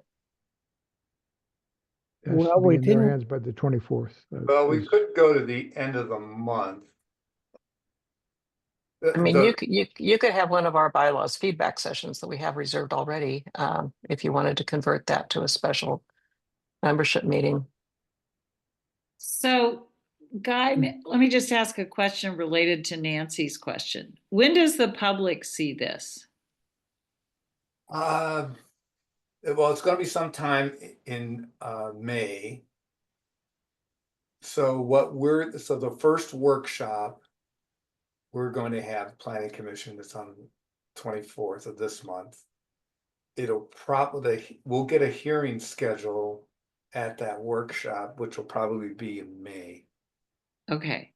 So I'm gonna guess we have certainly until, and our hearings are scheduled second and fourth Thursdays. So we'll have until the second week in May at the earliest. And it will be a multiple. It won't be one. My guess is there'll be at least 2 hearings on this. So my guess is anytime in May, people will be able to comment. Okay, So so another alternative might be then to you guys submit yours saying this is an unofficial submission from a subcommittee by the 24th, and then you have another special meeting another time before the planning commission needs to have it, but at least you have something submitted where you could have the community do an official vote. well, Because, there's you know, 2 things though, Nancy. Are you saying the CSAC is the official vote of the public, or the hearing is because the county sends it to all, when the county's going to have a planning commission hearing, it goes to all people in the community, right? mhm, Not CSAC, I not see, us, I see. the whole 97149 crowd. Is that the right zip code, or 97147? 149. It'll be everybody within the community boundary. Right. Not- So not you're saying that necessarily- we really would have to have it before the actual meeting because they'll submit with We have the to- document They at have that to have point. time to digest what we're sending them. Exactly. So So- in my mind, we have a very close deadline, the 24th, so they can start considering what we say. Well, Right.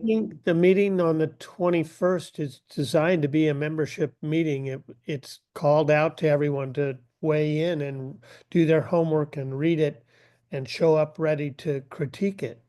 So, Right, but it's called out as a feedback session with yeah, 1 week's notice, and it's not called out and identified as you will be voting on this, even though I think the wording of the email was kind of implied that, but they can't, right? We haven't called it. I'm sorry for being a bylaws hat here, but the notice for a membership meeting with a vote for a special one or a regular one is 14 days. But An urgent meeting you can do within 24 hours. So But if you that's- wanted to, But that's my solution. There's 3 different things here. There's the CSAC, there's the planning commission schedule, and there's the public. And the public gets to comment on this. Regardless of what CSAC says, the public can say, whoa, whoa, whoa, whoa, wait a second. I'm 97149. I haven't paid attention till 15 minutes ago.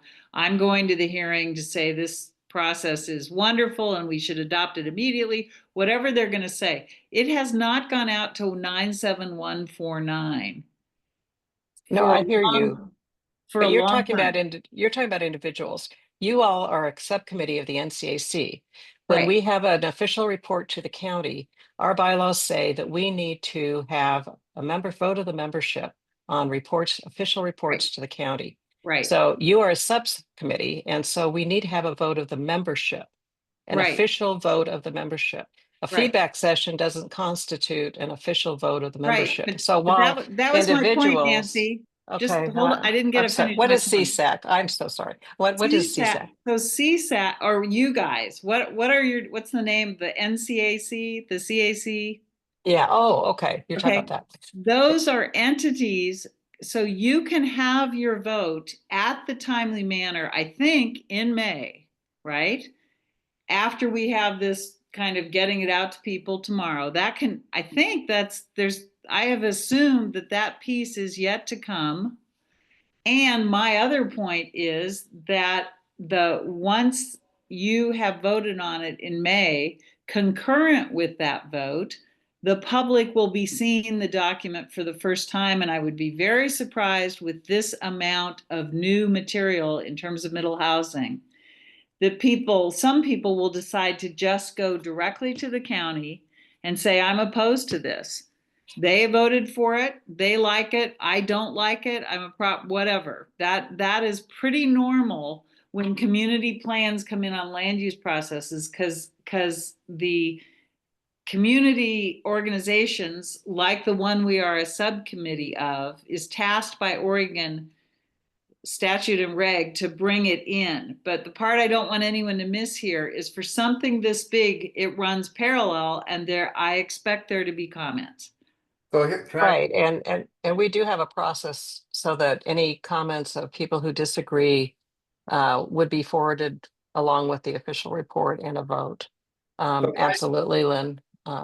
Right, but I mean, some people view this process as just part of it, and it doesn't abrogate, it doesn't eliminate their ability to go directly to the county and say, we do not approve of this.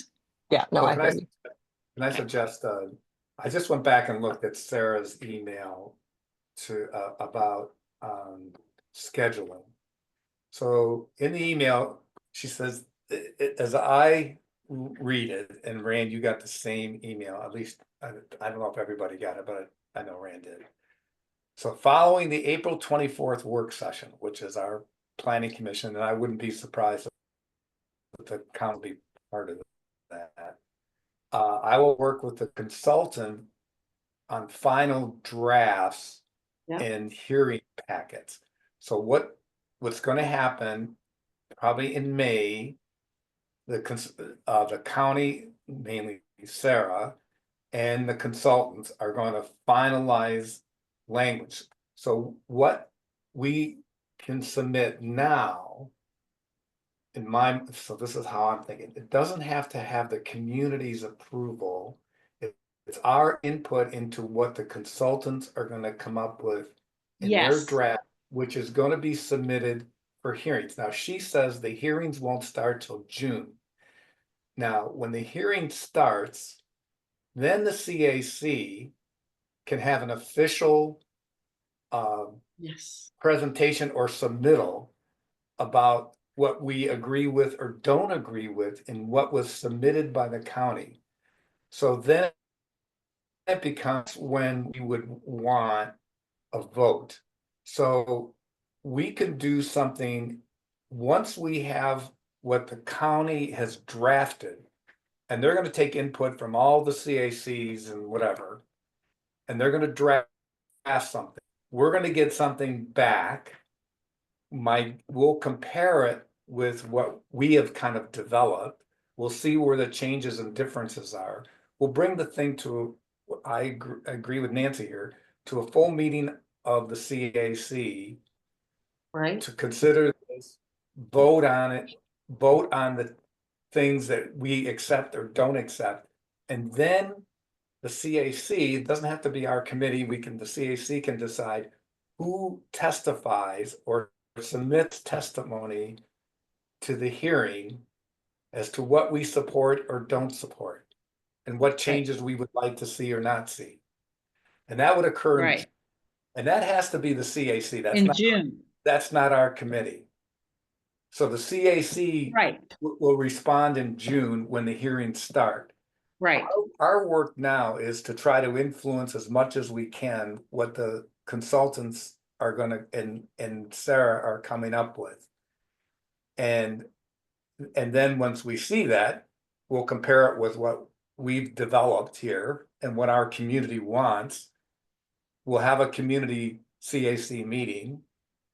We'll make votes and recommendations about what we're gonna do, and you're right, Lynn, by that time, we'll all have a notice from the county with an attachment. Either, my guess is they'll do it digitally. I can't imagine they're gonna send packets to everybody in our community boundary, but who knows? So once we all get that, the community can vote, and then our executive board will decide what they're going to do at these hearings. Right, but my point, I agree with all of that. The key point is that for Nancy's concern of complying with the bylaws, I think the schedule that Sarah sent us, and I got that schedule, does not preclude following the CAC's bylaw process. No, Within. it'll be perfect. It's perfect. And my other point is, it is not uncommon, depending on the level of controversy, the CAC, we roll up, but we go away. I mean, we give the report to the CAC, they're in charge, have their community meetings, do whatever. Right. any property owner can go into the hearings in June and say, I do not like this community plan, or I do.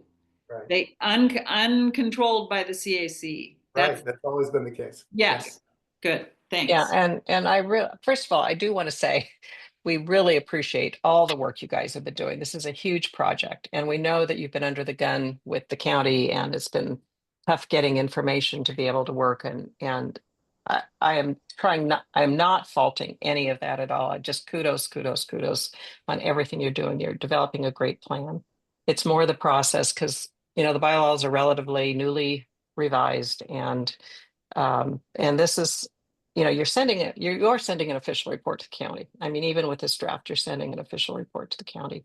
So even though I do think it helps that we would have a later opportunity, but I think the county might respond with, well, you already sent us an official report, and suddenly we have changes based on what people are saying, after they have a chance to review it. Whereas I do think if you have your feedback session on the 21st, change it to a meeting, you might get more people there if they realize they're voting. First of I all, think because it's- we're all having issues with people attending, but and if you have a motion to approve with the understanding, you could even have something saying there may be some changes between now and the date that we submit 3 days later. But do you really anticipate that you'd have anything major? Like, do you have a committee meeting scheduled to go over the feedback session, for example, before you have to submit on the 24th? Or could you just make it a meeting where you have feedback and I guess that puts a lot of pressure on you, Tom, to edit on the fly, but at least people could say in theory, we really agree with what you're saying, or we'd like these little tweaks or something. Well, Nancy, I think your point of making it a vote and getting people there is really worth paying attention to if Tom can meet the deadline. I think you're exactly right. If we say to people, this has the vote, we're the subcommittee, they're going to vote, you need to be there on the 21st because we're turning this in on the 24th. I think there is an urgency to that would get people's attention. And again, if your bylaws allow us to say there's going to be changes, count on it. I mean, we have not seen one developer in this process. Not one developer has come and talked to us, which is a real red flag to me. Because they're not a silent group of people at all. If they're interested in doing this kind of work, they have lots of good ideas and they come forward early. So I think your idea is a good one, and I think it would foster momentum and getting people paying attention with the proviso that there will be changes because of the complexity and our access to Sarah's time. And the nice thing is that we just happen to have a special board meeting tomorrow where we could declare the urgent meeting and get it even more notice out than the 24 hours. Nancy, I would say to the executive board tomorrow, I would hope, I guess Rand would say, what our committee is working on, and what Sarah takes away from what our committee is working on in terms of her and the consultants developing a draft to submit for hearings is not an official document from us. I mean, we're doing this work eventually for our community to be able to say at these hearings what we like or don't like, what we'd like to see changed or not.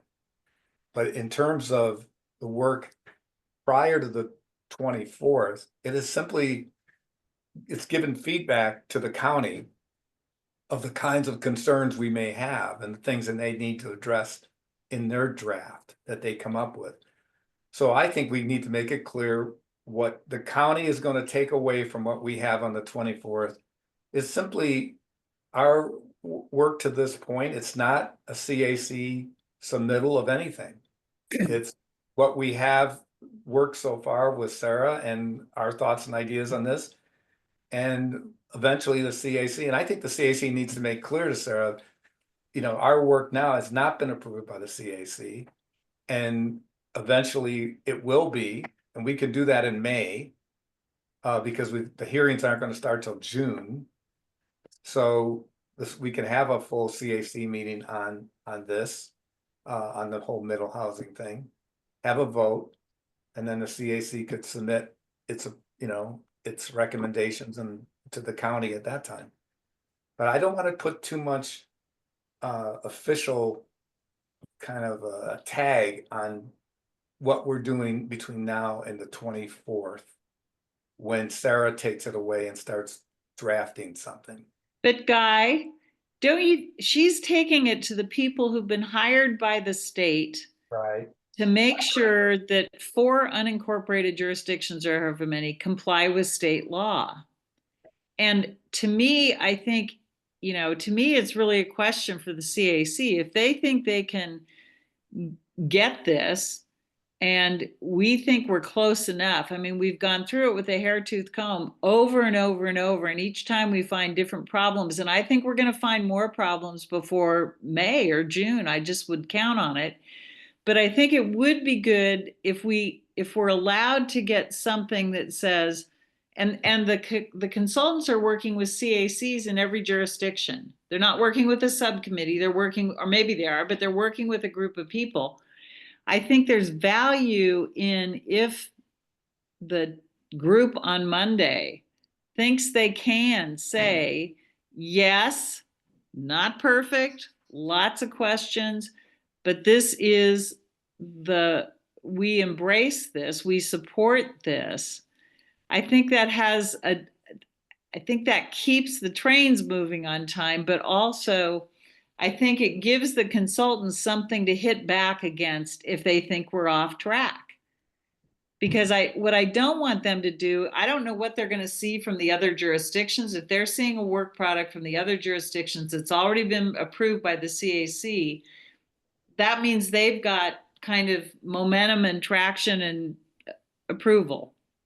And it's all in the motion, right? You can write the motion in a way that puts all that in there, that this is work in progress, but we're under the deadline of the county, and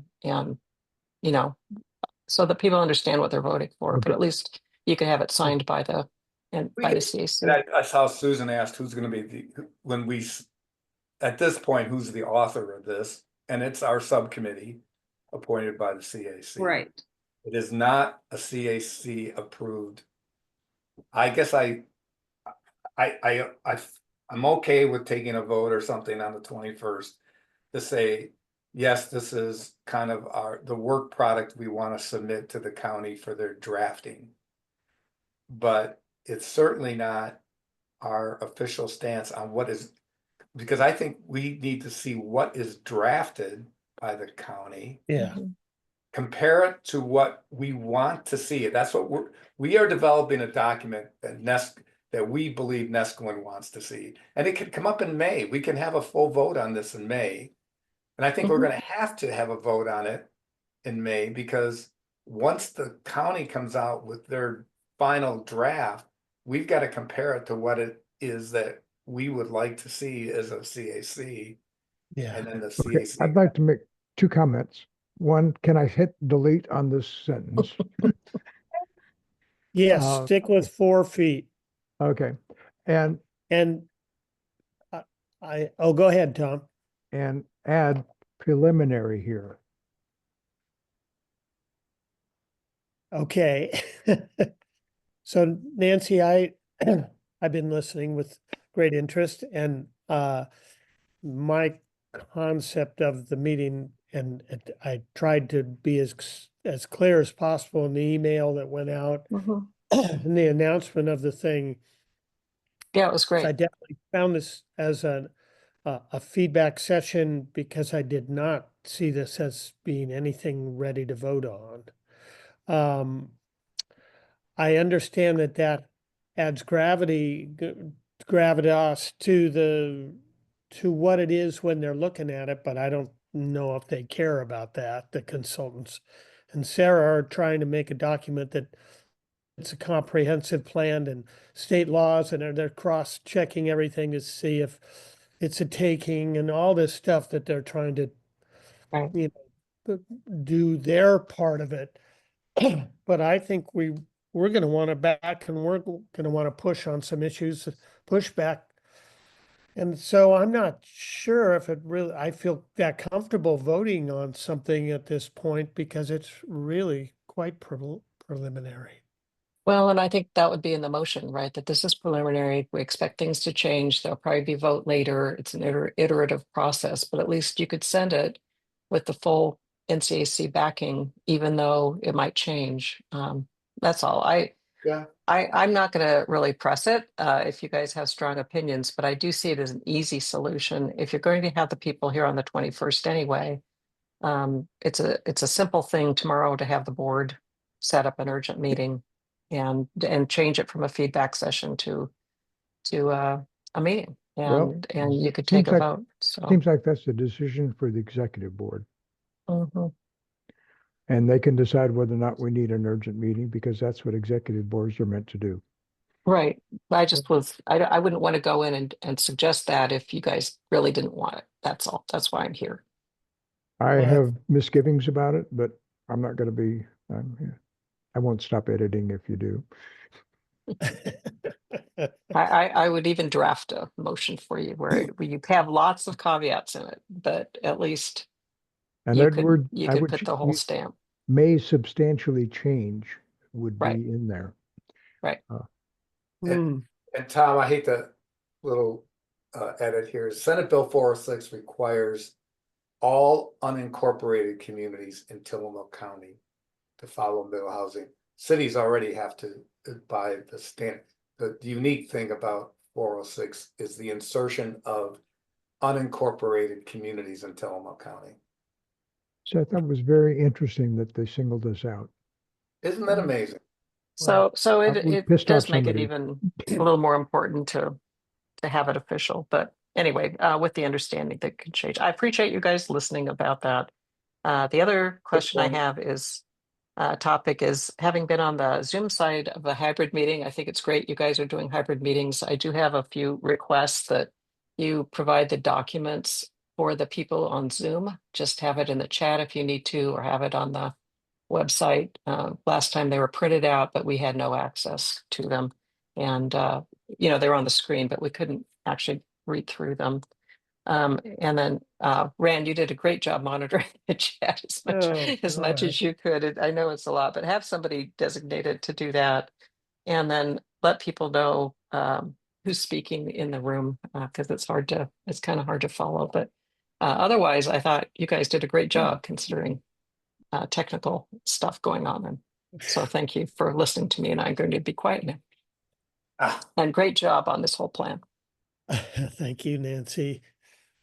Yeah, I still haven't gotten the owl to work. Maybe going back to the factory or something.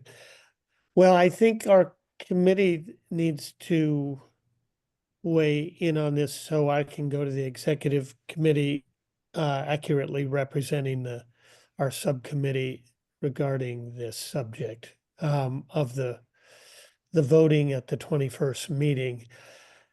I guess it's just such a challenge to get all this technical information in front of the public to go through and have them understand what it is and how it works and everything at even that meeting, just to get the feedback. It's going to be a challenge to have people digest this enough to work with it and get but that's what I would like to have happen next Monday evening. Adding a vote to it is pretty big deal because they're voting on something they barely understand. I guess there's an element of trust in the subcommittee that is manifest in that. And that's a challenge because if they're just coming on, I mean, we haven't had a lot of attendance lately. So they're coming in cold and then trusting us to do the right thing or something. And I don't know. Rand? Yes. I think you've been very clear. I think you and Tom and Guy, I think everyone has, I think the idea of a vote is attractive because it conveys momentum and it gets us through one interim step to May. But I also think you've been clear and others have been clear that they're not comfortable with it. And we did not have Sarah at our meeting today, and we unearthed yet another landmine of issues. And that's been our kind of up and down and back and forth since we started, due to no lack of effort on everyone here's part, or Sarah's part for that matter. Sarah originally thought we were going to have a consultant help us with all this. So to me, for our purposes today, I understand the desire for a vote on Monday. I think at least I hear the majority of this committee not being comfortable with that. I think we need to respect that and move forward, and we can have a vote certainly in May with something that people have a higher level of comfort on. I mean, I think it's just hard for me I am definitely wanting to wrap this process up and get a product in and done. At the same time, when I hear you and Tom and Guy say, we're not ready, we don't even understand some of this stuff, we couldn't explain it to someone if we had to, I have to respect that and suggest we're not ready to take a vote. I also think that we have the meeting on Monday is all Zoom, correct? So documents will be available to all participants. Is that correct? Right. Yeah. Well, it I will haven't be- created the documents yet, but yeah. So if that's we're- Well, even if we did it within the community plan, I think that it will be visible. We can't do a live meeting until we have an owl that works. And even that was pretty challenging I mean, with it would have helped because he would see the person who was talking and that would be helpful. But I think we're going to be Zoom until we get a functional system here. Yeah. And that should allow. Let me say that I think that Nancy may have convinced me about the effect of having a vote would be to bring more people to the table. We're not going to be able, we got to get our words into the county. And if we violate the bylaws that the county has agreed to, then that's a problem. We could ask for a ruling from Sarah as to whether or not that's outside our purview. I mean, she's the arbiter of what we can do. She's gone for 3 days. Well, I'm not sure that's totally true, but Well, she de facto. I think what Sarah is now in this process is, here's what I could use from you, as well as other unincorporated communities, as we prepare the draft that will go to the planning commission for hearings. And I think that's what she would say. I mean, she's hoping to get as much clarity from the various CACs to be able to submit something that she thinks it has a good chance of mostly getting through the hearing process. But in terms of it being an official CAC statement, I think that'll come later, but.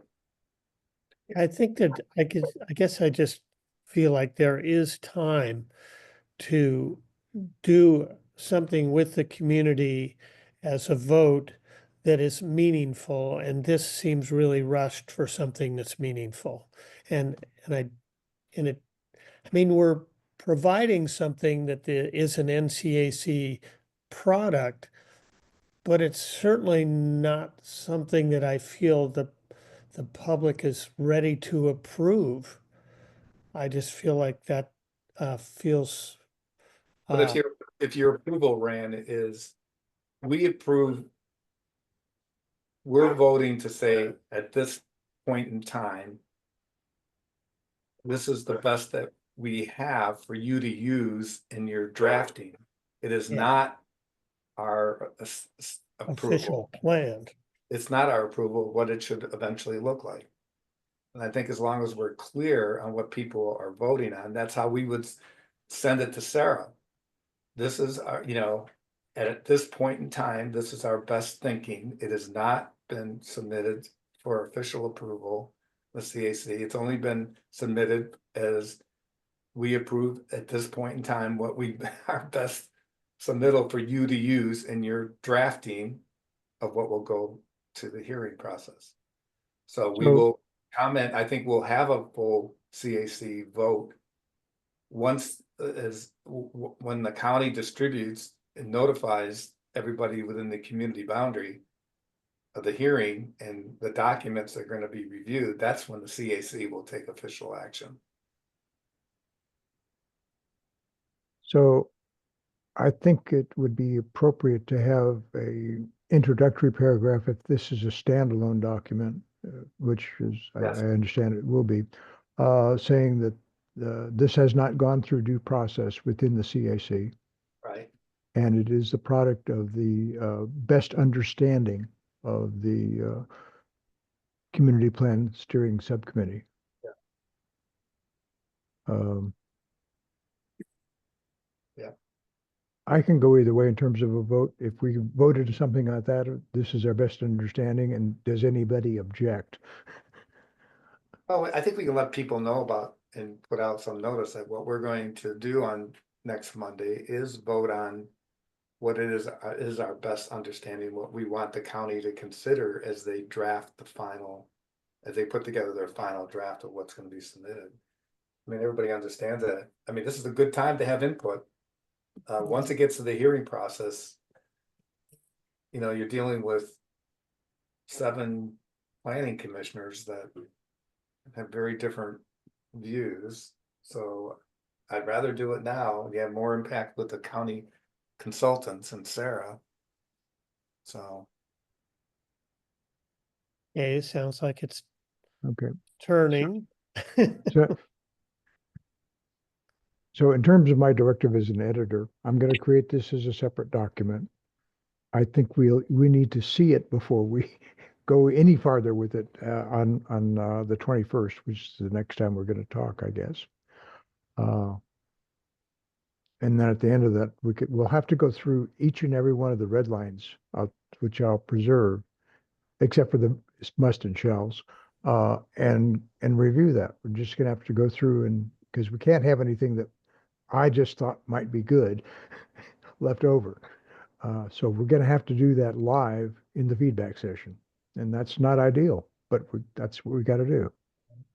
Unless we're willing to take another couple hours here, which I could do. Well, I'm supposed to be at another meeting, a bylaws meeting of Slab Creek Farm right now. So I'm not there, so I could keep going if we need to do this. But I defer to your collective wisdom. If you want to call a vote, Rand, we can call a vote. I'm gonna just, whatever the majority of you all want to do, I'm fine with it. There are 2 questions in the chat from Susan that we probably can answer, but I didn't know if you were going to call a vote, Rand, and if you do, then let's do that, and then we can answer Susan's questions. we're talking about voting next week, right? Well, we're talking about maybe a vote between us if we're see if where we Well, are. I was talking about, are we going to vote on whether we have a vote next week? Or has everyone already agreed that we are having a vote next week? I can't discern. it I- sounded like Tom and Guy were weighing in, saying they felt like it was worth it to get that. Yeah. However unofficial it is, stamped to say that the CAC endorses this enough so that it holds some weight. I wouldn't say that even. I would just say what we're voting on is and we submit to the county. This is a subcommittee recommendation at this point in time. Without, first of all, we are operating somewhat in the dark. All we have is Sarah to give us feedback. There are what, 6, 7 other CACs working on this. We don't know what they're saying, what their thoughts are. There might be some really good ideas coming out of them. I mean, we've been kind of following Oceanside a little bit, but so I just think that we make it clear that's what we're voting on next week. At this point in time, this is what our subcommittee feels. And this is what we think the feedback, you know, we incorporate the feedback. That's what we're going to get by voting next week. You know, just make sure it's limited, what we vote on. I wanted to capture the power line thing before, sorry. And Susan, yeah, each CAC could have something different in their middle housing ordinance. That's why we're all doing it separately. So Nescoin can have things that are unique only to Nescoin. But the county is going to submit to the planning commission. We'll get like 6 or 7 different versions of this. I don't know how they're going to do it. They may have some, like, here's the common language for everybody, but then here's like what Nescoin says about townhouses. Here's what, Neocani says about townhouses, or, whatever. Let's see what else. Well, I might take Nancy up on her offer to say what's gonna get voted on. Cause I'm not sure, I've got like 6 things that it's gonna be. So if you're willing to work with me, Nancy, that So we've, Susan, we've, So or Guy, if you want to write it up, somebody's got to write it up that has a better vision of it than I do. I can write up what we're gonna eventually vote on. I can work with, Okay, put it in the agenda, and then in response to Susan again, what I understand is that what we get mailed, when we get a mailing from the county it'll be, I think it'll be in May, because I think they have to give us 30-day notice or something before the hearing. Or maybe 2-week notice, maybe, I can't remember exactly, for this kind of it's a legislative amendment to the county comp plan, so I can't remember the timing. But when we get something from the county, and then my guess is it'll point us to a document. I can't believe they'll print this document. It'll reflect only what Nescoin, what they see with, based on our recommendations that are coming here. Out of our subcommittee, what they see for Nescoin only. So now it could be changed by the consultants. That's what we're unsure of, because the document that we get sent in the mail is not what we necessarily send to the county. Consultants and Sarah will work it over and try to incorporate as many of our recommended changes as possible, but Right. That brings to mind, are we sending this to consultants or the county? well, the county, which then worked with the consultants to come up with drafts for every Okay, incorporated community. okay, because if we were sending it to consultants, then we don't have a problem. If we're sending it to the county, then we have a problem. Yeah, I think it's both. Well, it's to the county. It's gonna be if it's to the county, then by all rights, we should have some sort of a vote. Yeah, and we can do that. It's just what we make it clear to the county what we're voting, what the vote was about. I well, think absolutely. that's why the proposal as to what they're voting for is very critical. Yeah. Yep. Okay, well, why don't, Guy, if you're gonna write it up and send it to all of us, including Nancy, since she's the parliamentarian and Tom is also, but she proposes, so I'd like her to participate in the process of what it is that the vote will be saying.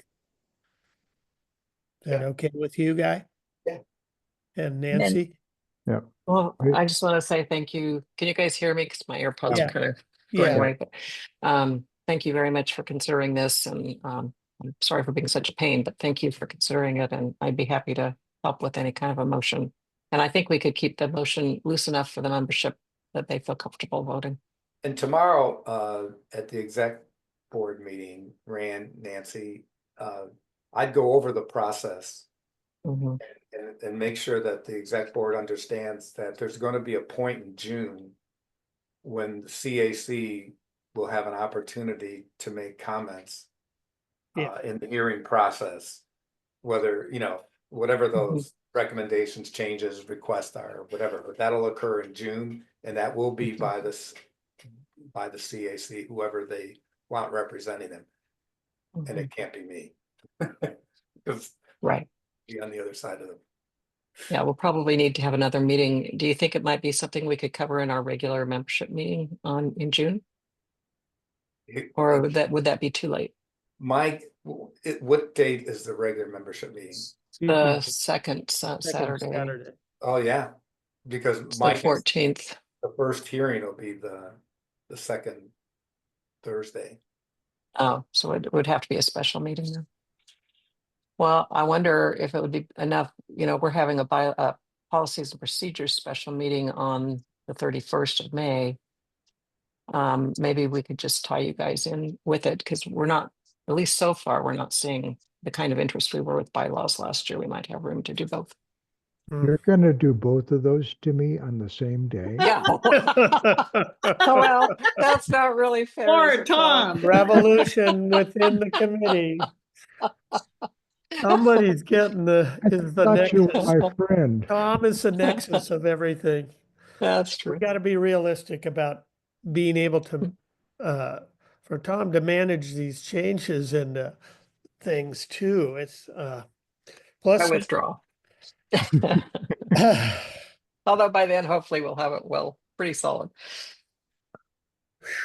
Okay, on well, both parts. I don't want to make any commitments to too many meetings in the future yet.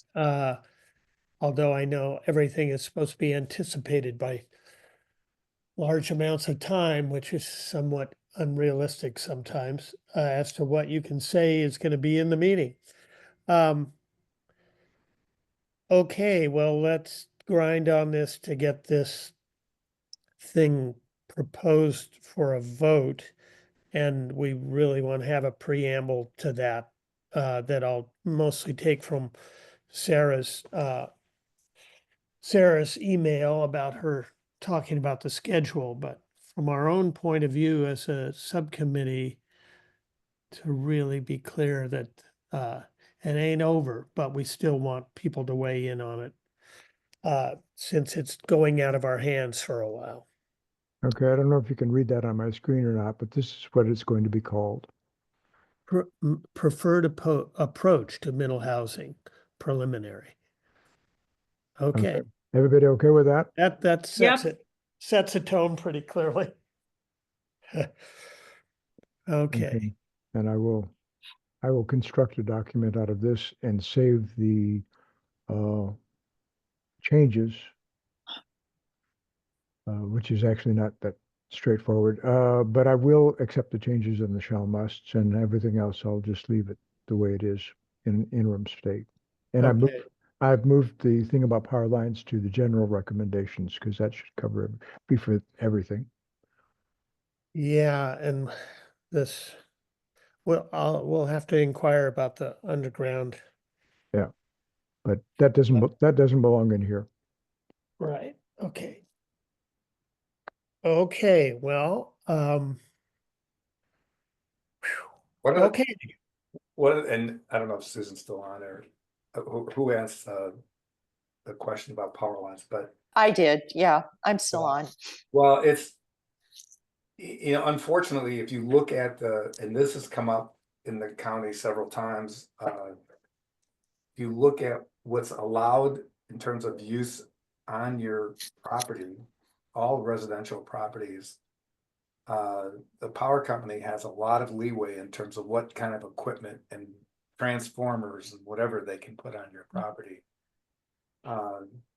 It's something that I've had discussions with the county about how to limit, because there are some things that to me could be, it may be easier for the PUD to say, oh yeah, I'm gonna put this here. I can't help it that it's on your property, when they could put it somewhere else, but it may be a little higher cost than it's not in the middle of a residential lot. And that's been a debate for a while, so, yeah, the power companies have essentially unlimited access to your property, pretty much. I guess it's very sensitive for me because I lived in the Palisades. Oh, yeah. And given the Otis fires and the potential Yeah. for what could happen, because we have so much forest that Weyerhaeuser owns. especially butting up against our watershed within the NCAC area map.